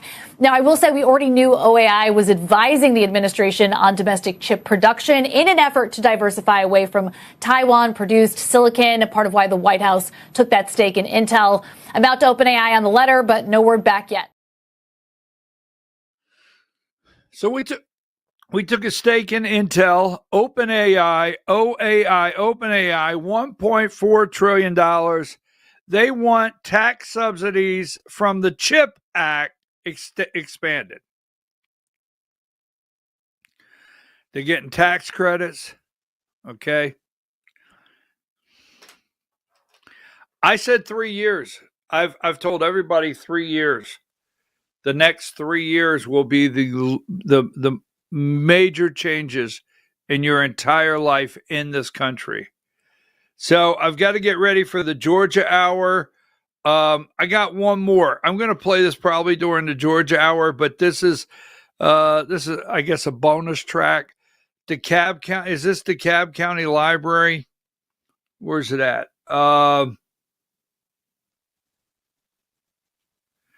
Yeah, this is DeKalb County Library. Little bonus track for the morning. Give me video 6. The restroom, the women's restroom, like I have been for months, if not years, never had any issues. Sarah Swinson is a regular at the Tucker Reed Kofer Library. She says after she used the ladies' room on October 20th, a DeKalb police officer on hand for early voting confronted her. He says, Excuse me, sir, so misgendering me right away. You're not a woman, that's obvious. Swinson says she tried explaining to the officer that she's a transgender woman, but he got angry. This is a police matter.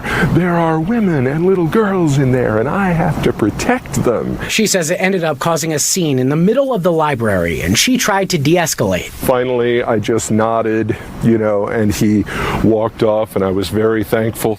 The next day, she emailed library staff, who she says reached out to DeKalb County Police. The library filed the complaint on my behalf. There aren't any Georgia laws banning transgender people from using bathrooms aligning with their gender identity. DeKalb PD says its internal affairs unit is actively investigating the incident, but offering few details. A spokesperson said the department, quote, remains dedicated to treating all members of our community with dignity, respect, and professionalism.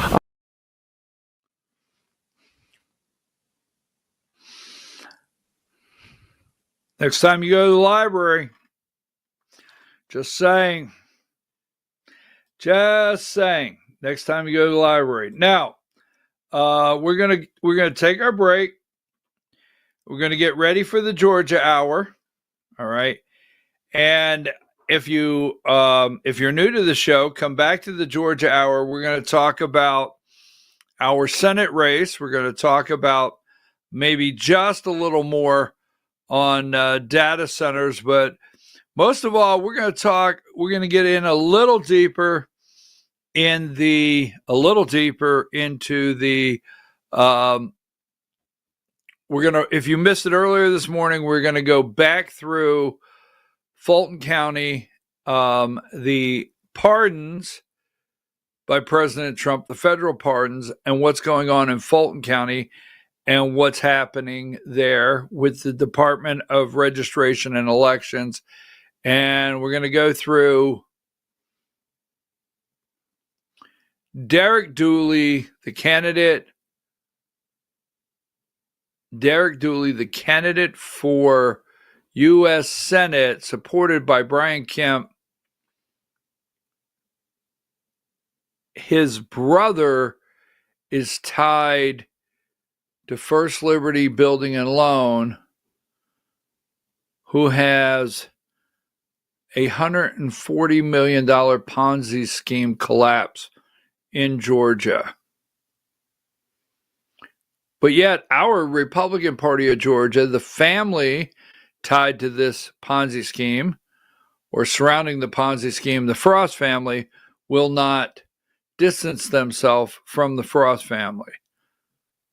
All right, folks, we'll be back right at the top of the hour at 10 o'clock with the Georgia Hour. Take a break, Diane.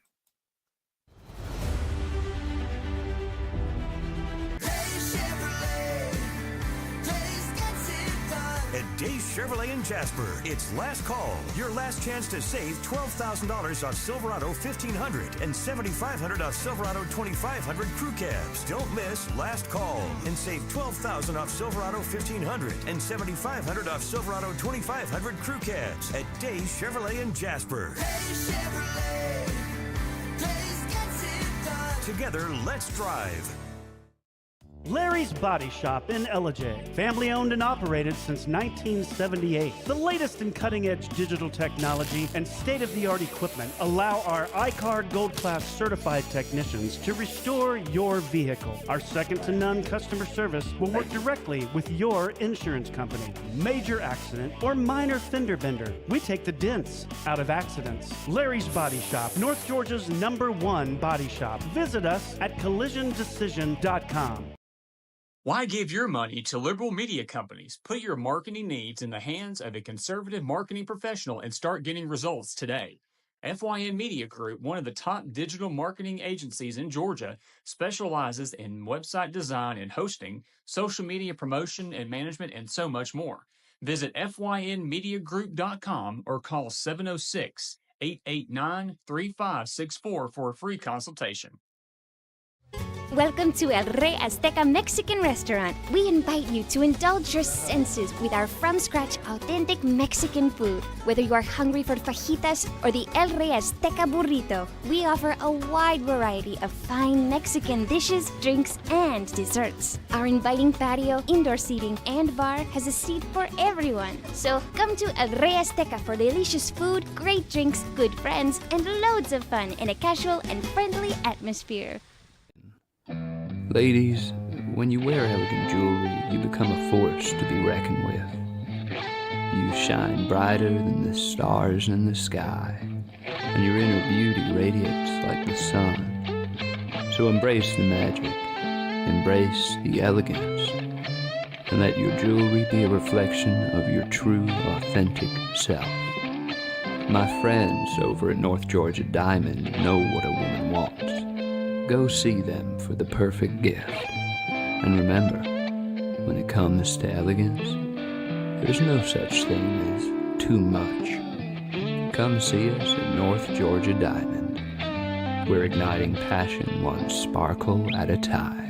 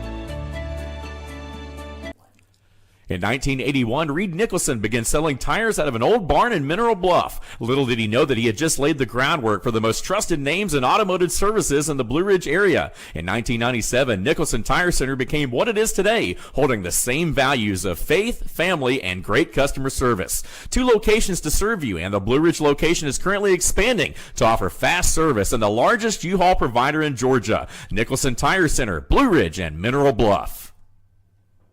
This is a special report. Knowing how to invest your money is harder than ever before. Dealing with stock market volatility, record debt, and terrorist attacks requires new thinking.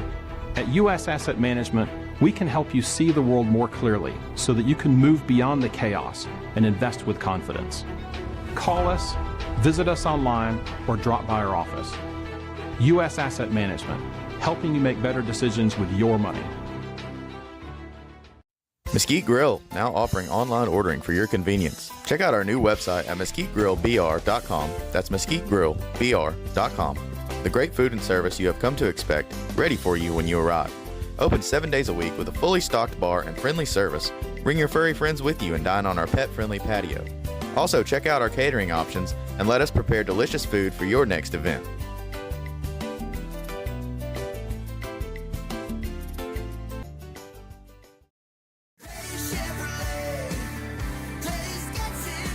at Days Chevrolet in Jasper. It's last call. Your last chance to save $12,000 off Silverado 1500 and $7,500 off Silverado 2500 crew cabs. Don't miss last call and save $12,000 off Silverado 1500 and $7,500 off Silverado 2500 crew cabs at Days Chevrolet in Jasper. Together, let's drive.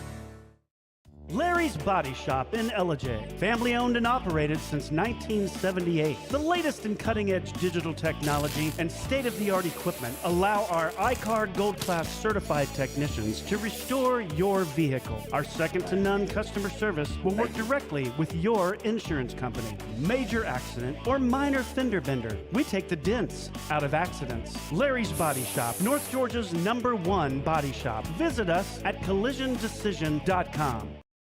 Why give your money to liberal media companies? Put your marketing needs in the hands of a conservative marketing professional and start getting results today. FYN Media Group, one of the top digital marketing agencies in Georgia, specializes in website design and hosting, social media promotion and management, and so much more. Visit FYNmediagroup.com or call 706-889-3564 for a free consultation. Welcome to El Rey Azteca Mexican Restaurant. We invite you to indulge your senses with our from-scratch authentic Mexican food. Whether you are hungry for fajitas or the El Rey Azteca burrito, we offer a wide variety of fine Mexican dishes, drinks, and desserts. Our inviting patio, indoor seating, and bar has a seat for everyone. So come to El Rey Azteca for delicious food, great drinks, good friends, and loads of fun in a casual and friendly atmosphere. Ladies, when you wear elegant jewelry, you become a force to be reckoned with. You shine brighter than the stars in the sky, and your inner beauty radiates like the sun. So embrace the magic, embrace the elegance, and let your jewelry be a reflection of your true, authentic self. My friends over at North Georgia Diamond know what a woman wants. Go see them for the perfect gift. And remember, when it comes to elegance, there's no such thing as too much. Come see us at North Georgia Diamond. We're igniting passion one sparkle at a time.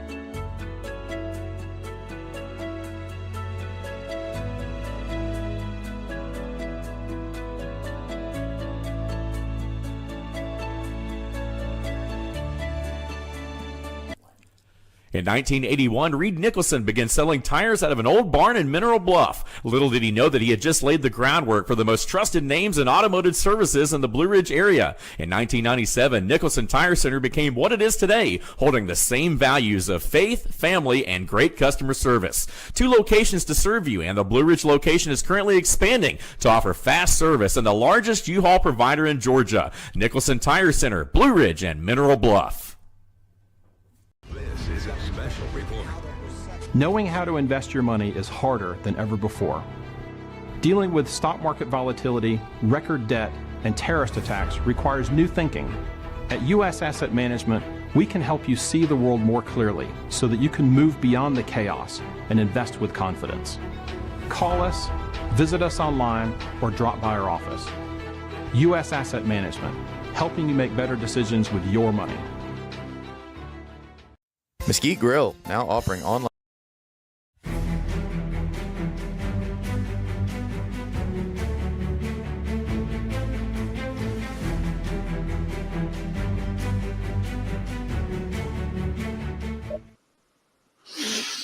We're back. It's time for the Georgia Hour. Monday, it is cold. Hold on just a minute. I just had a... Where's it at?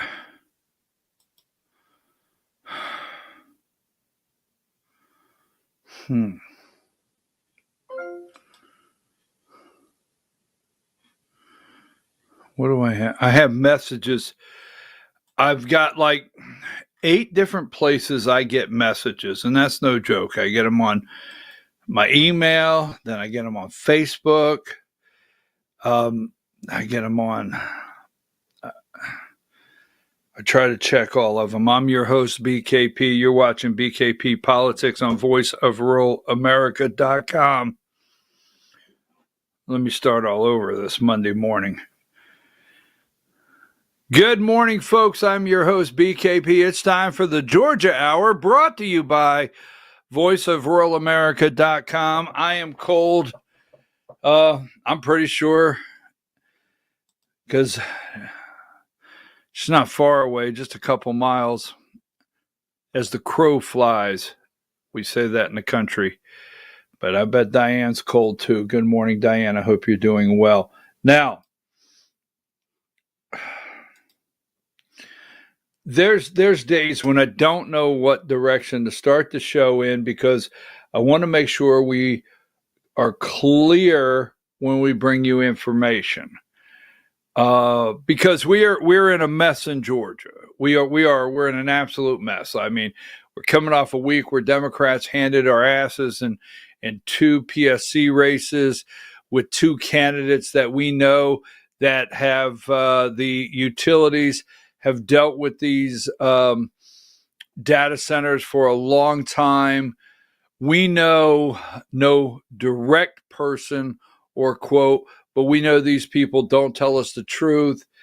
And we have a governor in the state of Georgia that completely controls everything. Give me number 12. That would be Brian Kemp. He's got a total machine.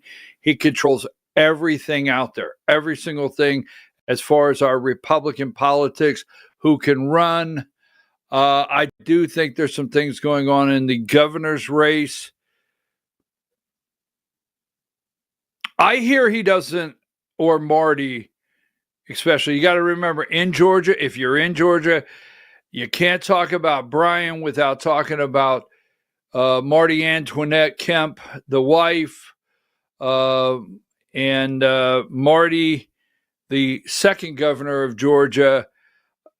If she does not like you, Brian Kemp, our governor, cannot like you. That's what we hear, okay?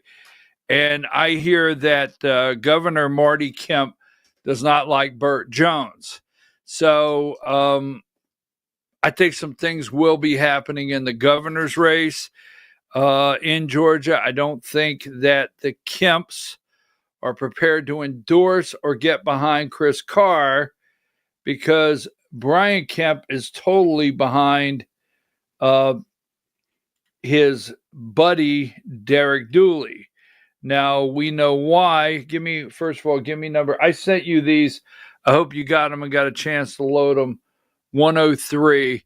Because in Georgia,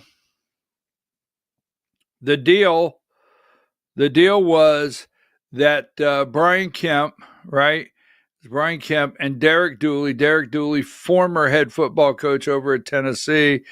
And he didn't have time to vote. He was very busy in his career. But Brian and Marty and Amy Porter, why the Kemp family are 100% behind Derek Dooley.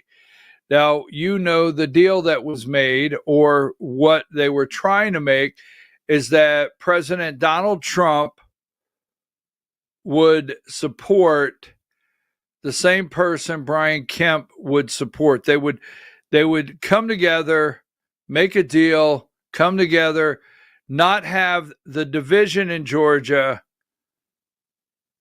and get John Ossoff out of office. But instead, Brian Kemp, once again, does not care. Do not think for 1 minute on one day that Brian Kemp, the governor of Georgia, or his co-governor, Marty Kemp, care 1 second what Donald J. Trump thinks and who Donald J. Trump would like to have. Now, we have the we don't attack, right? We don't attack our fellow Republicans. No, everything's out the window. Brian Kemp's rolling all of his dice at Sea Island with all the donors, because we understand here every dollar he can bring in for this guy, not the win. It doesn't matter if Derek Dooley wins, that the Kemp family could benefit with an enormous amount of money. So give me this video here.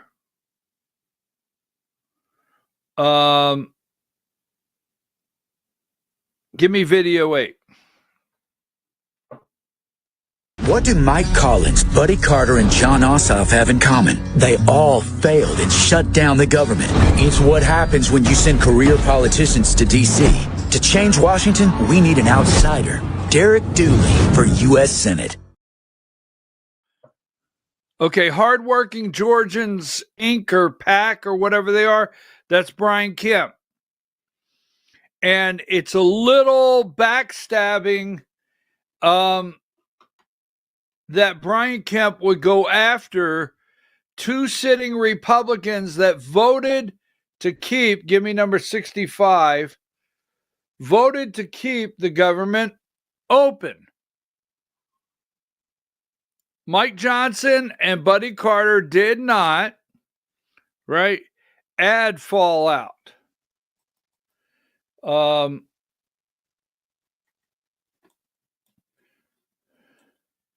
Rarely has a 15-second digital ad triggered this much friction among Republicans, but that's the fallout from pro-Derek Dooley U.S.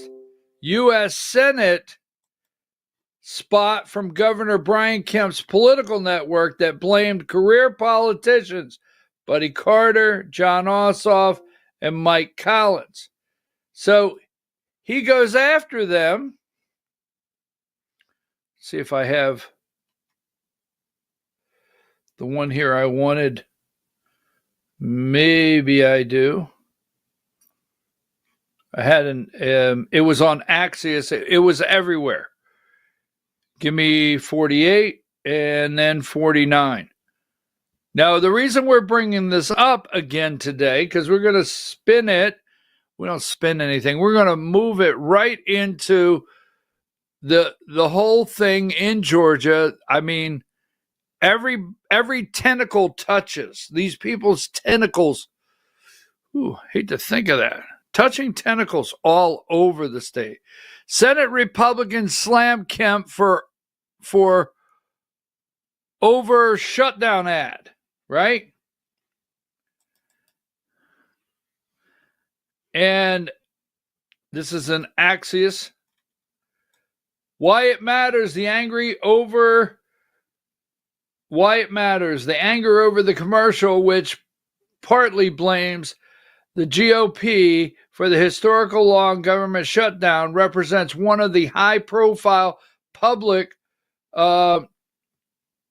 ruptures within the party over the funding lapse. Hardworking Georgians, Inc., a Kemp-backed conservative advocate group, released an ad this week that criticized Georgia GOP Buddy Carter, Mike Collins for their role in the shutdown. Carter and Collins are running in Georgia's Senate primary against Derek Dooley. Now, so we know now that Brian Kemp is so invested in the Senate seat, that if Derek Dooley's not the nominee and Mike Collins is, or let's say Buddy Carter's the nominee, guess what? Brian Kemp's not going to get behind the nominee. When the party always preaches, when we get a nominee, we're all supposed to get it behind them and get them across the finish line. That's what we're supposed to do. You and I are bad people in Georgia if we don't get behind the nominee because we consider him a rhino maybe, or not a real Republican, whatever that may be. We get upset. They get upset with us. But when it's them, it's okay. And we know right now that Brian Kemp is not going to support any other candidate, which means if Ossoff goes back, we have no support from Kemp and the Kemp team. What's going to happen down ballot? Because we just got our asses handed to us, and you better pay attention to that. So, now, that being said, let's go here. They go together, right? Now, here's number 6. You can read this all on your own. I want to show you a couple tentacles here really quickly before we get to Kusa. Kutusa?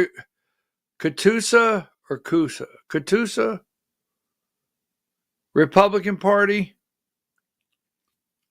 I'm going to explain some things there. Number 6, how much money has been recovered so far in the First Liberty collapse? Now, the receiver has written a report.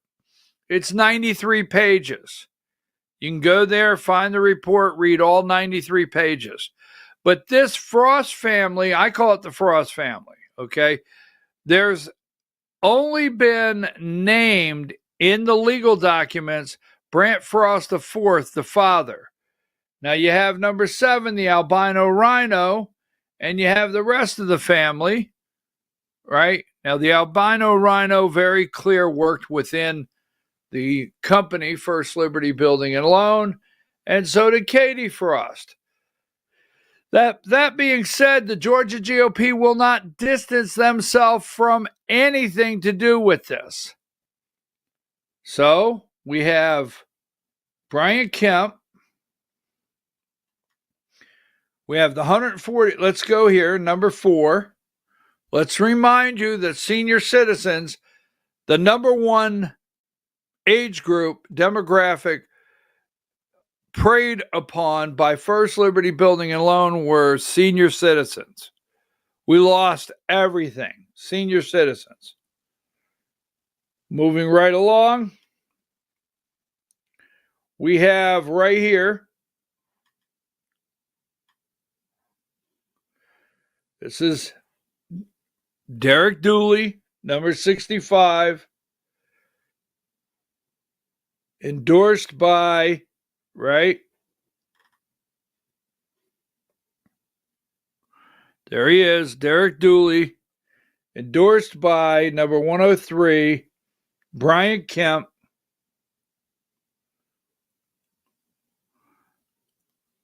And Derek Dooley's brother, right there, Derek Dooley's brother is 108.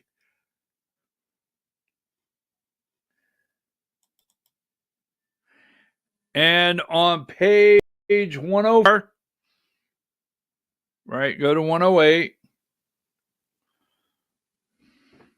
There you go. That's Daniel Dooley. That's Derek's brother. At page 104, sorry about that, page 26, give me 104. That's Daniel Dooley, Derek Dooley's brother, endorsed by Brian Kemp. Here is page 26. Is that CurePoint LLC?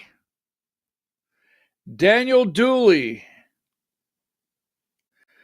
CurePoint LLC entered loans dated November 1st, 2019 in the amount of $3,650,000. November 22nd, 2019 in the amount of $900,000. May 20th, 2021 in the amount of $1,500,000. September 30th, 2021 in the amount of $400,000. The security for such loans included guarantees.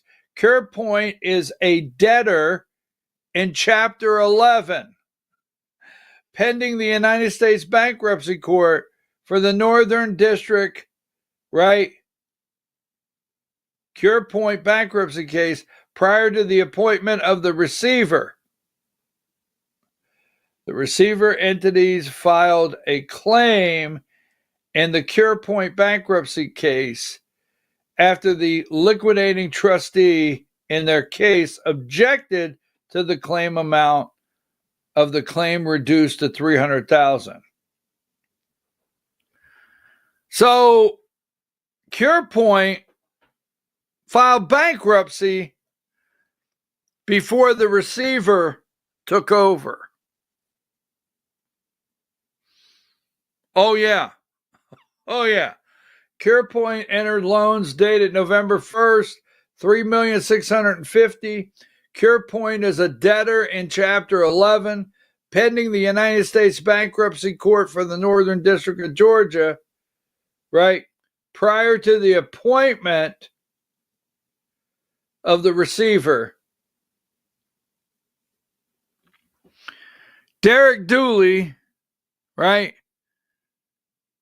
has major tentacles tied to First Liberty Building and Loan.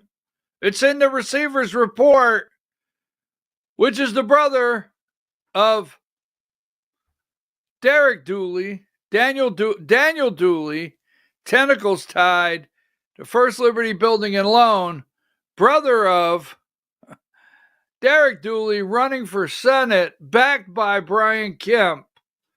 Also, we have that other bill that was put out.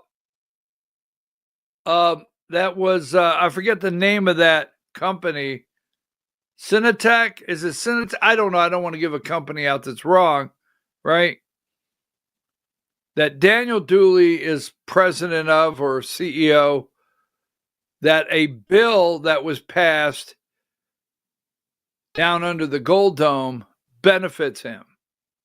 You can't make this up. Now, keep this in mind. That's 26, right? The receiver reviewed the claim determined by the receivership entities held by obligations due by CurePoint that should be considered in calculating the claim. They determined that there was a basis for a claim to be allowed at, give me a greater amount, 105. The receiver filed in CurePoint bankruptcy case a motion by receiver to consider the claim. An evidentiary hearing on the motion is scheduled for November 13th, 2025. Now, let me say this. This means, and I don't want to mess this up, this means that what Daniel Dooley and his colleagues over at CurePoint are claiming in their bankruptcy case concerning First Liberty here in these loans. The receiver is saying, I don't agree with what's listed. I'm asking for an evidentiary hearing. I want to see their evidence. I want to see the evidence of what they say in their claim for bankruptcy. And I will tell you, they can do that, and they can open the bankruptcy. Just saying. So, before we move on, number 8, 108, this would be Daniel Dooley right here, listed in the receiver's report. 103, he would be the brother of Derek. 103, who's endorsed by Brian Kemp, who's running for U.S. Senate against John Ossoff. No, the AJC, the rest of the media. No, if he's the nominee, John Ossoff would never, he would never tie any of that together, would he? There would never be an ad from, maybe not directly John Ossoff, but a Democrat PAC that ties him, Kemp, his brother together, and $140 million Ponzi scheme that the majority of the theft was senior citizens who lost everything. Oh, it's so tied to Republicans. Now, let me just throw this out here before we go any further. Give me 106. Don't forget this in the report. This is going to this is going to ensnare. Names will start getting added to this circled. The receiver has requested authority to sell. Oh, this is the $20,000. I'm sorry. Mr. Frost recently turned over a watch acquired for $20,000, which the receiver is now secured. The receiver has requested authority to sell via auction other receivership assets identified by the receiver as appropriate to be auctioned for the benefit of the receivership. So they're taking about everything they can find, and they're asking now to start auctioning it off. A Ponzi scheme. Look, I don't know if you're out there in America, if you know that this is the most arrogant family in recent times that I've met. Brant Frost V, the mom, the sister. This is the most arrogant people. Allegedly, they are crooks. Allegedly, they are corrupt. Allegedly, some of them may go to jail. Allegedly, this could all happen. They vacationed in Kennebunkport, Maine, wearing a $20,000 watch while they took senior citizens' money. Now, the last one, because I've got to get to 2 more stories on the Georgia Hour this morning. Give me this one here. I think this is it. Let's go here. Give me number 25.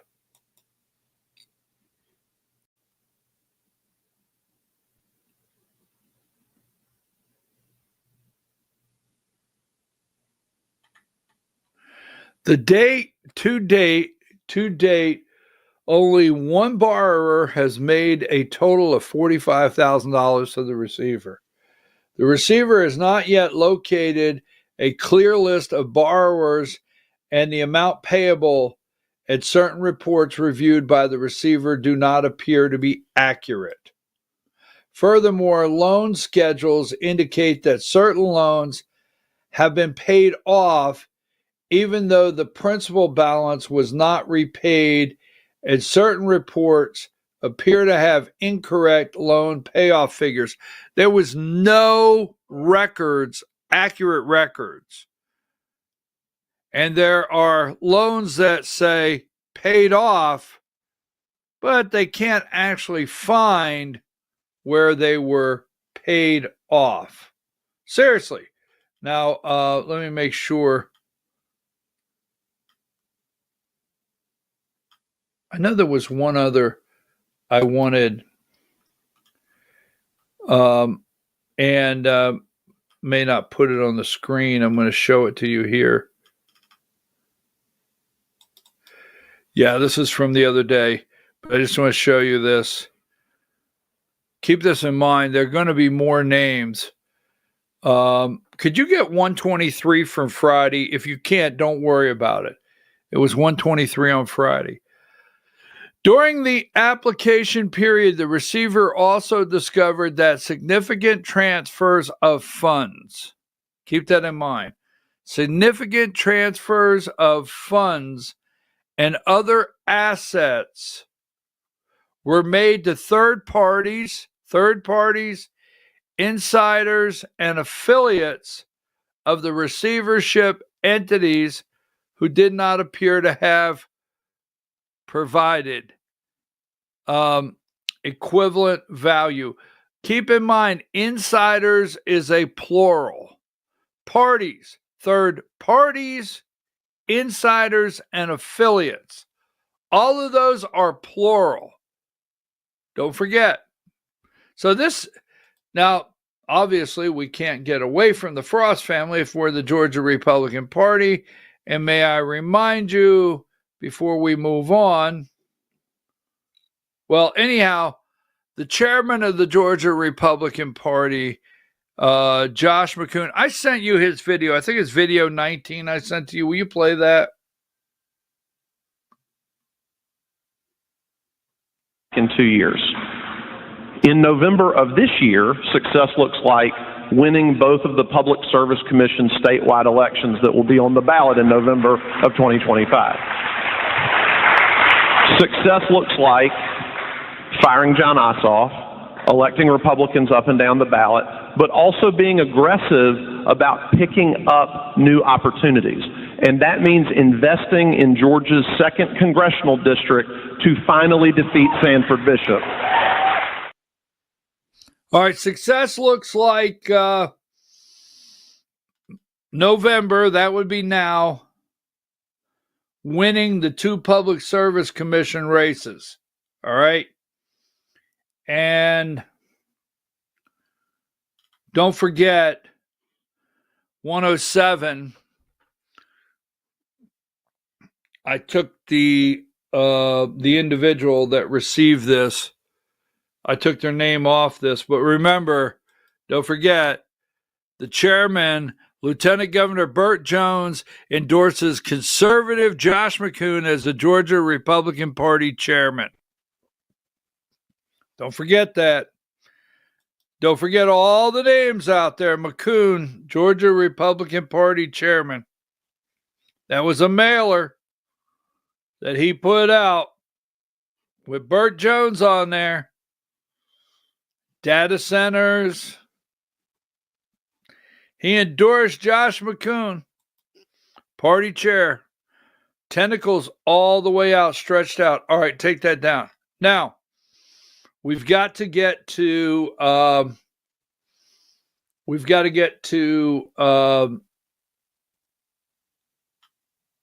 Fulton County. So this happened, and I want to explain something. Now, I have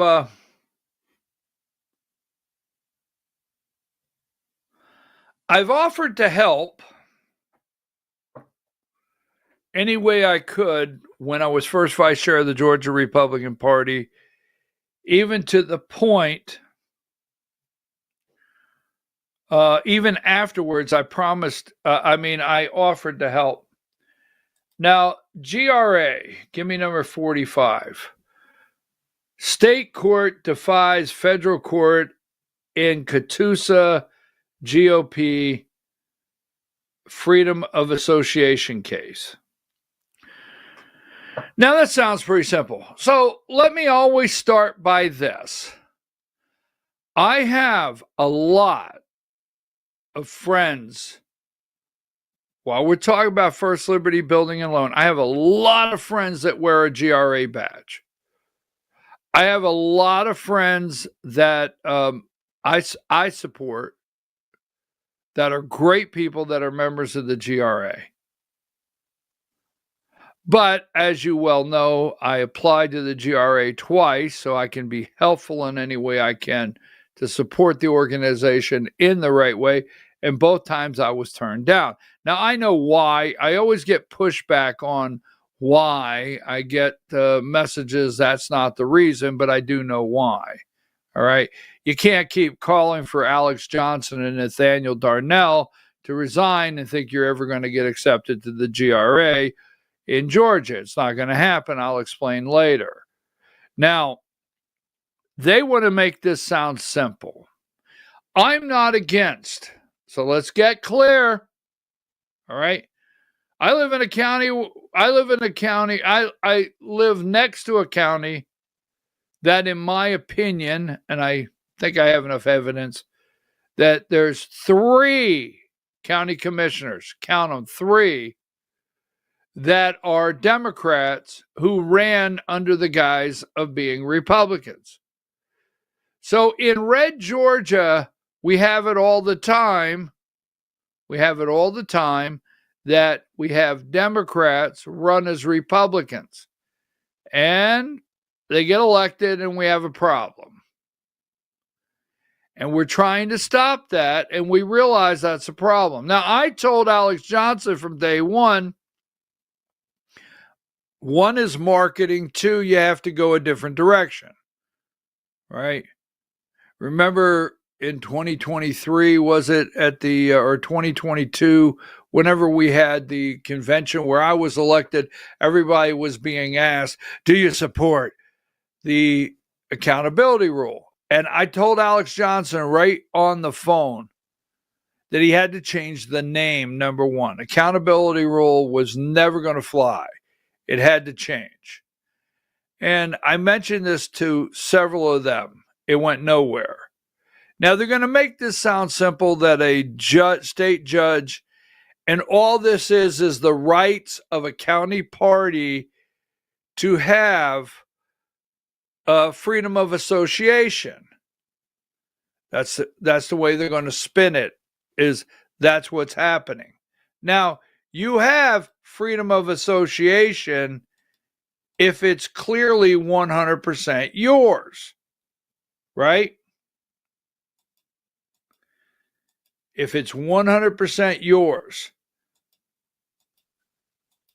Now, that being said, give me number 63.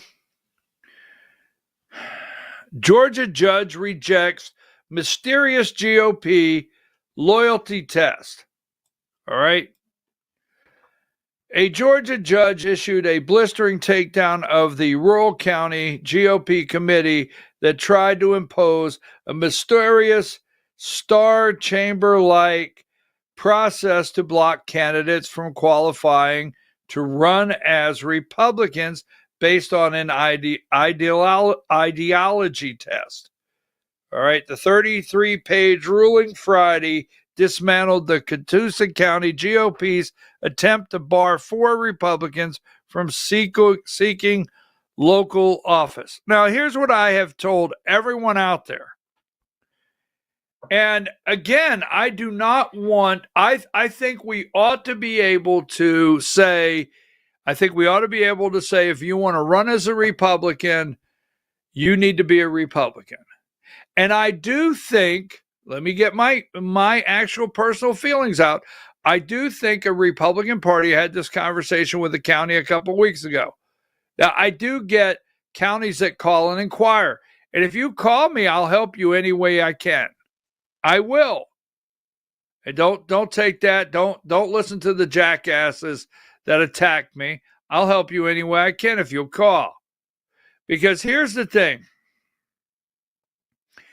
I think when a county party qualifies someone as a Republican, that they're telling the electorate out there, the people, you got 20,000 people in a rural county, that this is a Republican. You could trust this is a Republican. We're giving you a Republican on the ballot. We might give you 5 for that office. But when we give you those 5, you can rest assured they're Republicans. But now it's up to you to decide who you want to vote for. So I think it's very important, same thing with Democrats, that your candidates know, I mean, your voters know if a candidate, it's an actually Republican. They want a Republican. They don't want to find out later. And if they find out down the road, this is not a Republican, they get upset with you. Hey, I thought you told us this was a Republican. So that's something. Now you have to get your state legislators and your state party behind you. So 2 things. Catoosa County GOP did not have state legislators behind them, and they did not have, right, the state GOP behind them. Now, I'm going to tell you in a minute, I think, all right, let me get here. So,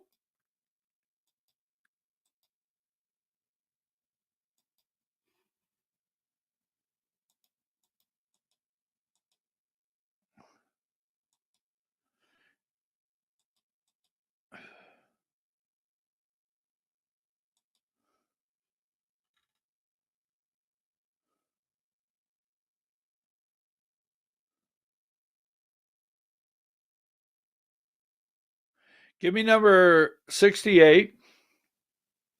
Far-right groups are vowed to appeal the county judge's ruling that eviscerated the Catoosa County GOP's attempt to bar 4 Republicans from running for local office under the party banner. Alex Johnson of the Georgia Republican Assembly, who represented the Coosa GOP, said he'll argue that local parties should have the right to enforce their platform on behalf of busy citizens and not be forced by government to cover for insider wealthy interests deceiving the voters. I don't totally agree with that. I mean, one more time. I don't totally disagree with that. Sorry about that. I don't totally disagree with that. I don't think that's completely wrong. But Alex Johnson, give me number 69. Meanwhile, Catoosa County GOP Chair Joanna Hildreth sent out a fundraising plea urging supporters to stand up and reject the control of the party by career politicians who don't support Republican values. The judge ruling last week barred the local GOP from using a mysterious star chamber-like system that allowed 16 committee members to decide who could qualify as a Republican. So that being said, give me this right here. Now, I do not know. I'm going to put it up anyway. This is off their website. So I don't know who, if this is current, but we're doing it anyway. Number 58. It came from their website. They need to update their website if this is not current. But this is a Catoosa County Republican Party. Now, the top is Joanne.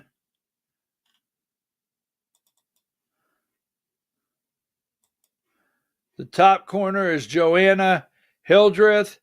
First Vice Chair Gary Gordy. Second, Charlie Lamar. Secretary Ruth Faint. Is that what it says? And Lisa Willard is the treasurer. That is current on their website. I don't know if those are the current officers today. Now, number 60.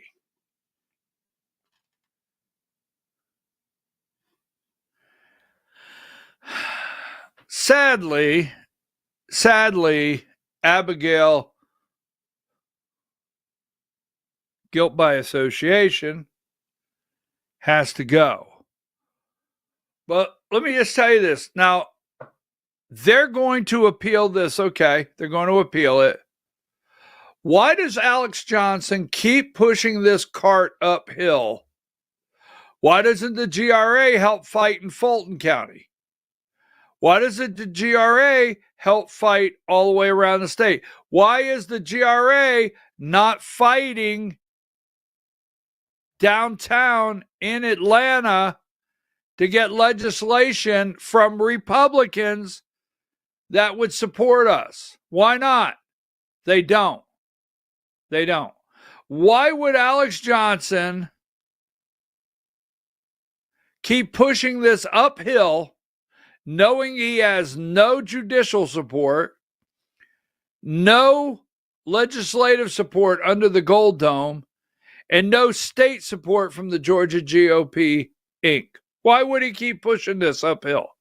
Now, I'm going to tell you right now, you can keep the GRA, but until you get rid of Alex Johnson and Nathaniel Darnell, there's no way in the world you can trust what they do and what they're attempting to do in all matters of the GRA, period. You could keep Catherine Bernard. Joanna, I guess you could stay if you see the light. And I'm not against you trying to get Republicans qualified. I met Mr. Henry. Mr. Henry is one of the biggest jackasses I've ever met in my life. And Jacqueline Harding, this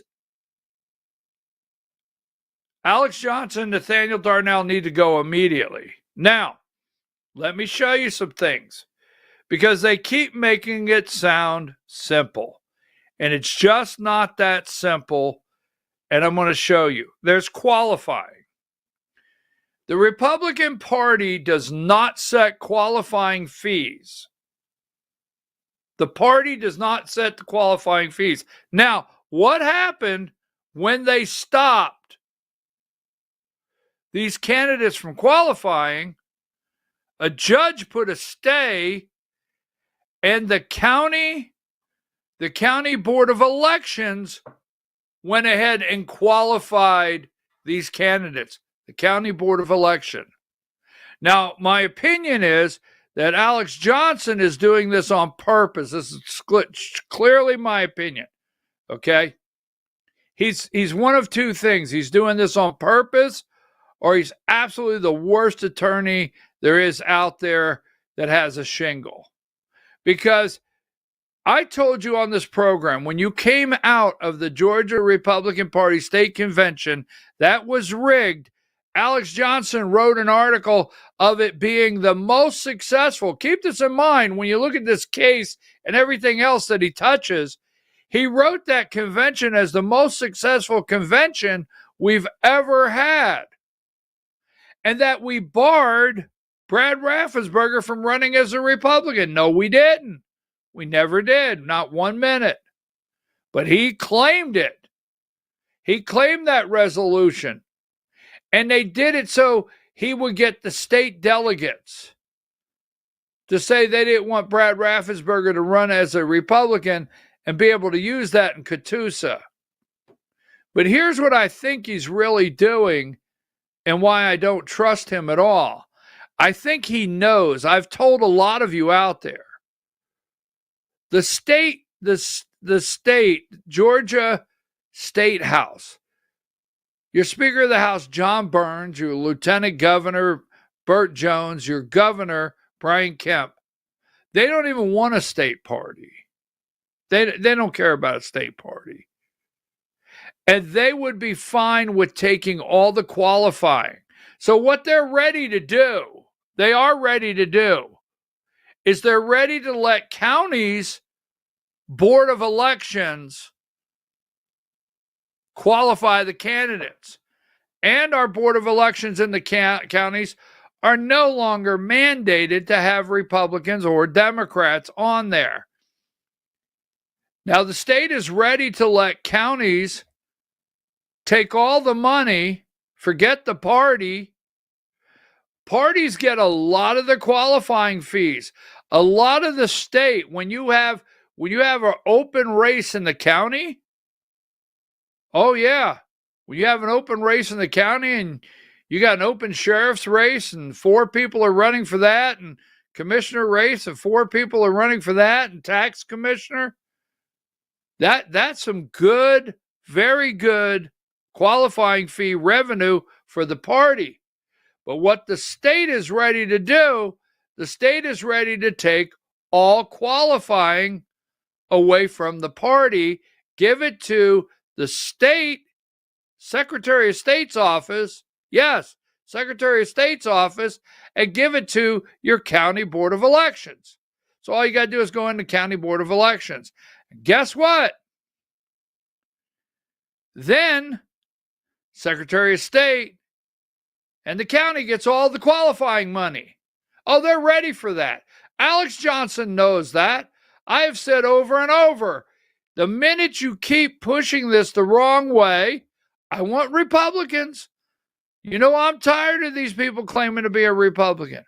But keep telling you, you push this the wrong way, they're ready at the State House. Now I'm going to show you why. I pulled this up as an example. I can find all kinds. Now, give me...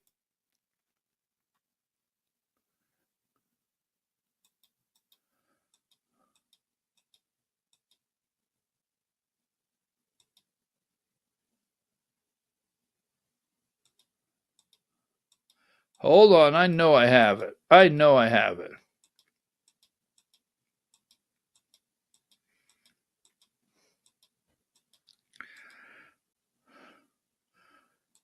Please tell me I have this.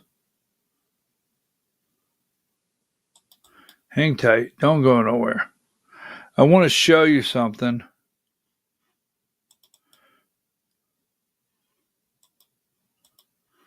All right, Diane, give me number 70. Let me show you something, because these people, I mean, it's just... All right, so qualifying fees. This is fees paid to the county political party 50-50. 50% to be retained by the county political party in which the candidate qualified, 50% to be transmitted to the superintendent of the county with the party's certified list of candidates. So what happens is you charge somebody $300 to be on the ballot. You give the list of candidates to the board of elections in your county. So you do all the paperwork, you get your $150, and you provide the county board of elections with $150, and you put those people on the ballot. It's 50-50. You, the party, you do not set the fees. You do not set the fees. Your county does every year, and they publish them. So does the state. They publish them. You do not as a party. They could take that away just like this. Now, are you saying Republicans or Democrats won't be on the ballot? No. They could turn it over. The counties would love to have that other $150 or some of the big ones, right? I'm going to show you. They'd love to have that. And you just go in, you sign the paperwork with them. And you just check you want to be a Republican. They don't have a problem with that, the state. Now, fees, the second one here, fees paid to the state political party. 75% is retained by the state political party. 25% goes to the Secretary of State's office. So there, on a state level, the parties get 2/3 of it, and the Secretary of State gets a third, right? Or, I mean, gets, 2/3. They get a quarter. Not 2/3. Excuse me. 75%, and the Secretary of State gets 25%. My math is way off. 2/3 is different, right? 66 1/3 or something like that. Anyhow, one more time. The state gets 75%, 25%. I mean, the party, 25% goes to the state. I'll get that clear sooner or later. Now, here is the what I want to show you. Here is, I just pulled this one right here. It showed up. Give me number 59. Now, as you can see, this is the Board of Commissioners. This is Paulding County Board of Commissioners. All right. Now, Paulding County Board of Commissioners, they set the qualifying fees, not the party. Your commissioners set it. And then your Secretary of State set the state qualifying fee. It's based on a percentage of the salary. Same here.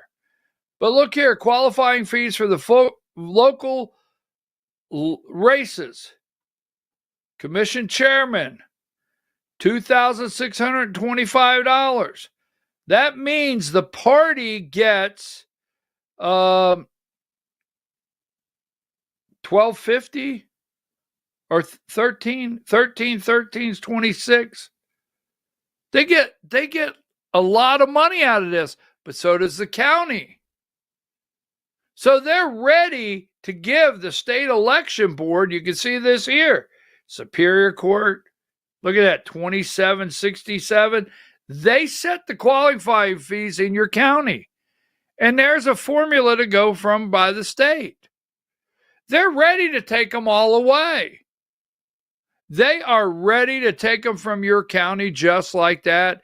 They're ready to do it down under the Gold Dome at any minute.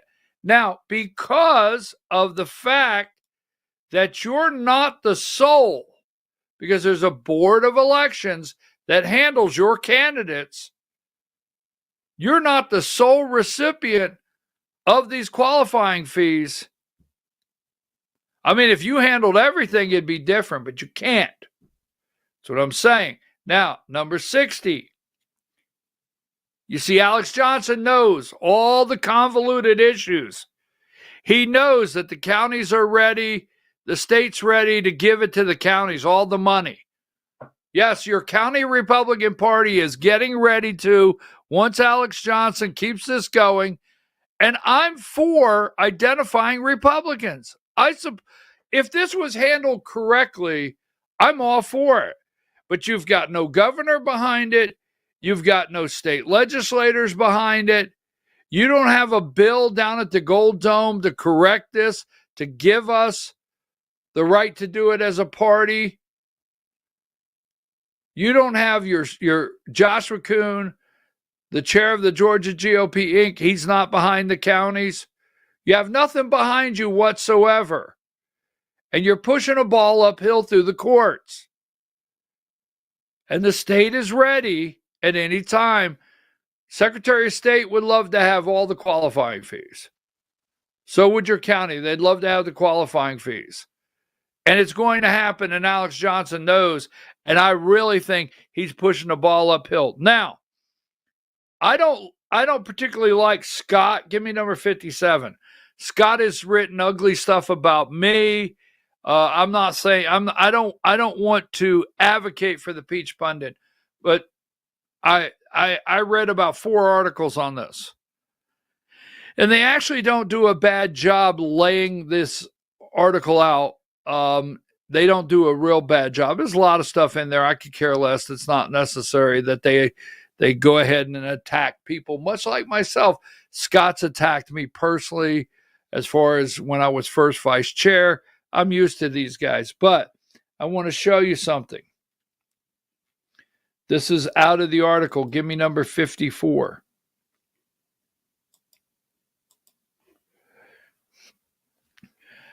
The judge lays out a few basic points that should not be controversial for anyone who has actually read election code. Georgia law sets out how you qualify to run for the party primary. There's qualifying fees, all right? If you meet the statutory requirements, you qualify. Parties that do not like candidates have a process to challenge the candidate under the challenge status. What you do to get to do this invert a brand new affidavit. What you do not get to do is invent a brand new affidavit, veto power, and then refuse to follow court orders when you get caught. So let me say this, because people get caught in the right and wrong, and I like the right and wrong. I believe in the right and wrong. But if you have a county sitting there and they can get 10 people on the ballot, $1,500 a head, they don't care how many people are on the ballot. They'll take all of them. Yes, they want the money. And then they want your money as a party. So give me number 55. In other words, this was never about the procedure. This was Alex Johnson's accountability rule dressed up as a local party process, and the judge has now followed that logic to its obvious conclusion. If you're going to try to run a parallel party inside the GOP, you're going to use that scheme to get people off the ballot. You do not get to ignore court orders when the state says no. And here are the awards. Give me number 56. It then awards attorney's fees. Okay? For the petitioner, Jeffrey Long, $35,940 in attorney fees and expenses. Steve Harvey, $21,340 expenses. Petitioner Larry Black, $9,000, and Vanetta, is that her name? Vanetta Hollander, $4,825. The total across is $73,000 in fees that they're ordered to pay. All right? Period. Now, they can appeal this, and it'll tie those fees up, and they could tie this up in court for years. But I'm just telling you right now, Alex Johnson, Nathaniel Darnell, they're bad for the GRA. They give bad advice. And why would you push a ball up the hill by yourself when you're supposed to have Republicans in the governor's office, Republicans in the state house, Republicans in the state senate, Republican at the Secretary of State, which Brad Raffensperger will run as a Republican? Why would you push this ball up the hill by yourself? Why not go downtown and, I hate to use the word lobby, but lobby lawmakers to fix this? Because I think Alex Johnson's not going to stop until he destroys the qualifying fees that local counties get from qualifying candidates. 3 minutes. Are the ballots in Fulton County? Are they? Give me video. This is Julie Adams, Fulton County Board of Registration and Elections, asking where the ballots are. Video 1. Members want to do, that's how we'll do it. Okay.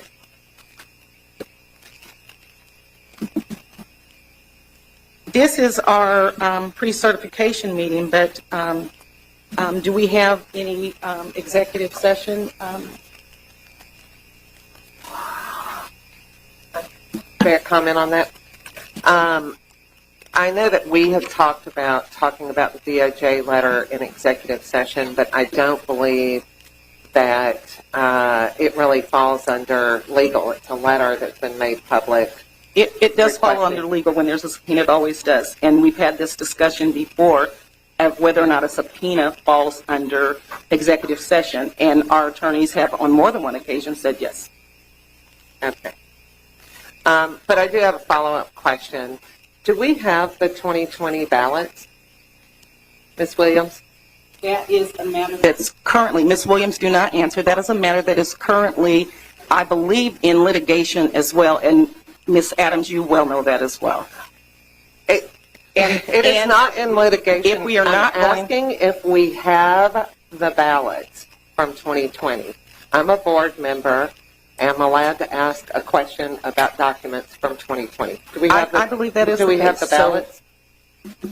As you've been told several times, the ballots are in the possession of the clerk of Superior Court. So she has physical. They are physically in the clerk of Superior Court warehouse and secured in that location.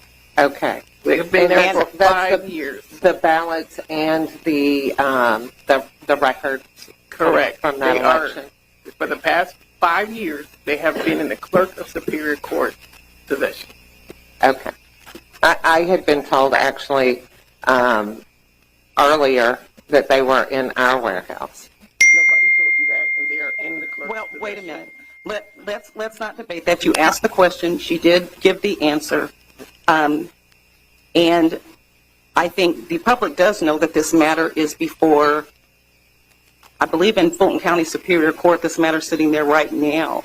And I believe there will be a ruling soon. I mean, I'm presuming since it's been there. Right. Well, I do want to go on the record that I think with this letter from the DOJ that we should comply.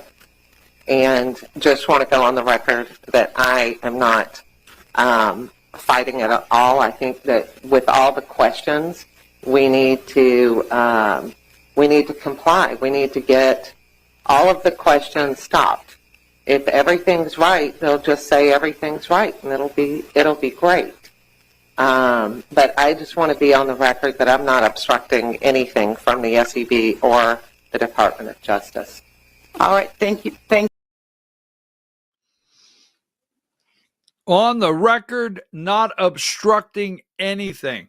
Coming off the heels of President Trump pardoning for potential federal crimes coming our way.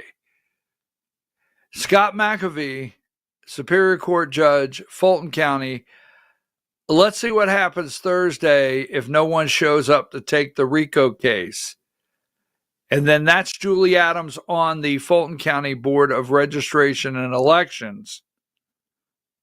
All right. Saying, where are the ballots? Do we have them? Where are they at?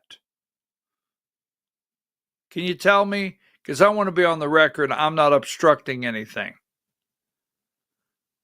I can't wait for the Department of Justice to come in and march some people out in handcuffs that have obstructed or participated in stealing an election, like a presidential election, like 2020.